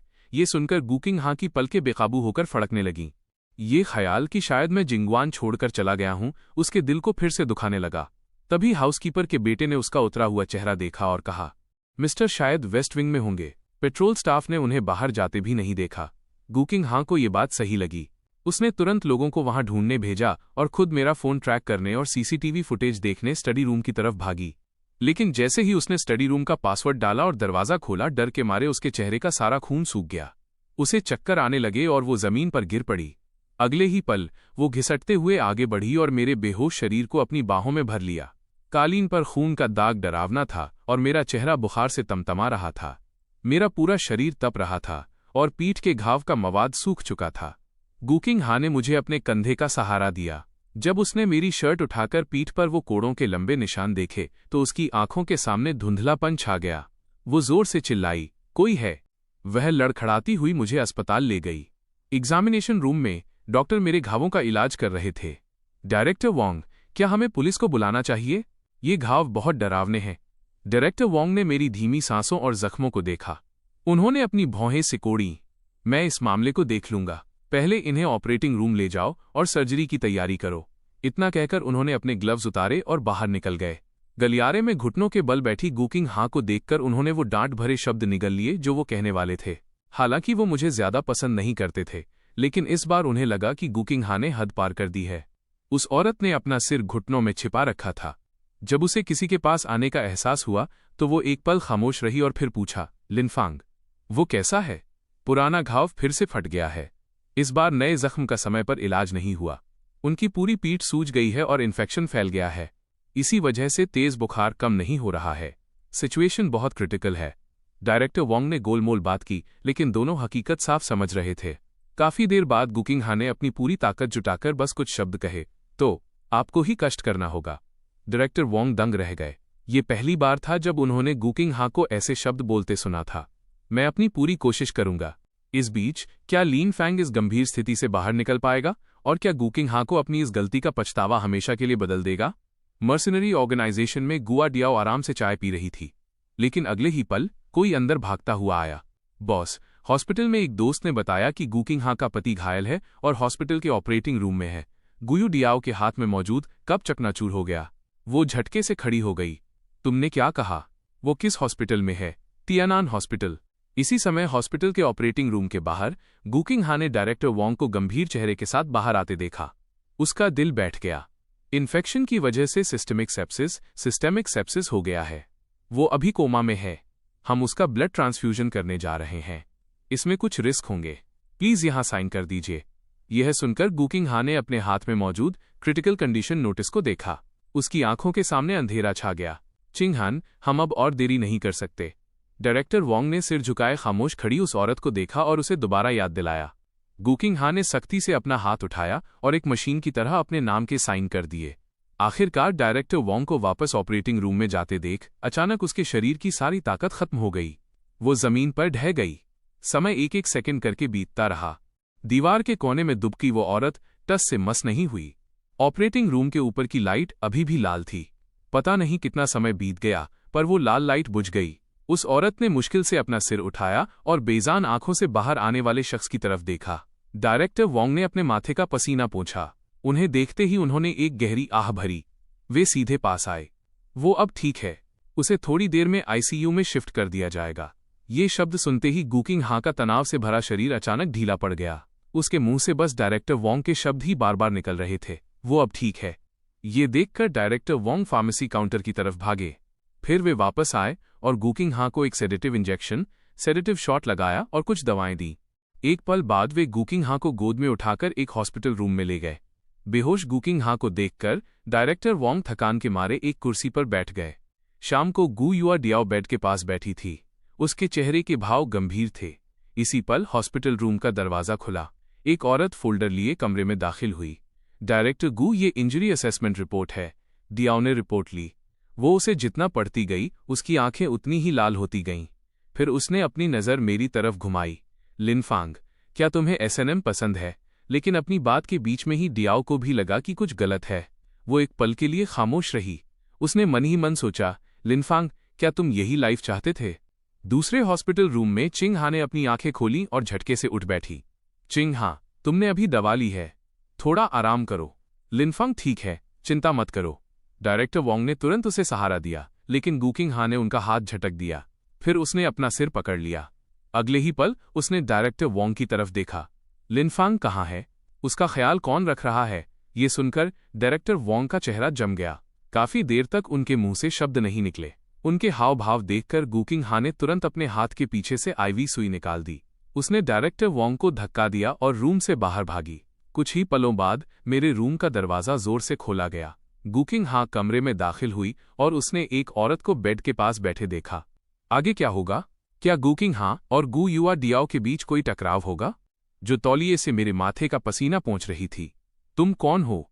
हाथ हटाओ। तुम्हें उसे छूने की इजाजत किसने दी? ये देखकर गु किंग हा की आंखें गुस्से से जल उठीं। अगर उस औरत का हाथ मेरे माथे पर न होता तो गु किंग हा कब की उस पर झपट पड़ी होती।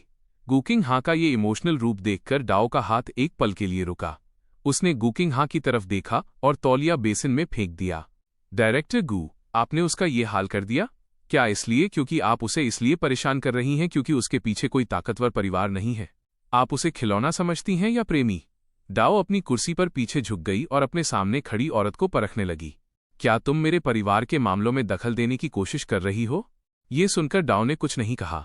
उसने धीरे से अपना हाथ उठाया। उसके पीछे खड़े सूट पहने आदमी ने एक फोल्डर निकाला और गु किंग हा और अभी अभी आए डायरेक्टर वोंग को थमा दिया। जब उन दोनों ने अपने हाथों में मौजूद डॉक्यूमेंट्स पढ़ लिए तो उनके चेहरे सफेद पड़ गए। तभी सूट वाले आदमी ने सही मौके पर कहा, डायरेक्टर ग्यू, मिस्टर लिन को नुकसान पहुंचाने की आपकी ये हरकत एक क्रिमिनल ऑफेंस है। डायरेक्टर गू डाओ मिस्टर लिन की बड़ी बहन होने के नाते आपकी तरफ से तलाक डिवोर्स फाइल करेंगी। इसके अलावा डायरेक्टर वैंग मिस्टर लिन की चोटों को देखते हुए इस हॉस्पिटल को जानकारी थी, लेकिन आपने रिपोर्ट नहीं की। हम कानूनी कार्रवाई करेंगे। बड़ी बहन? तुम उसकी बड़ी बहन हो? गूकिंग हाँ बार बार यही बुदबुदाती रही। उसका चेहरा शक से भरा था।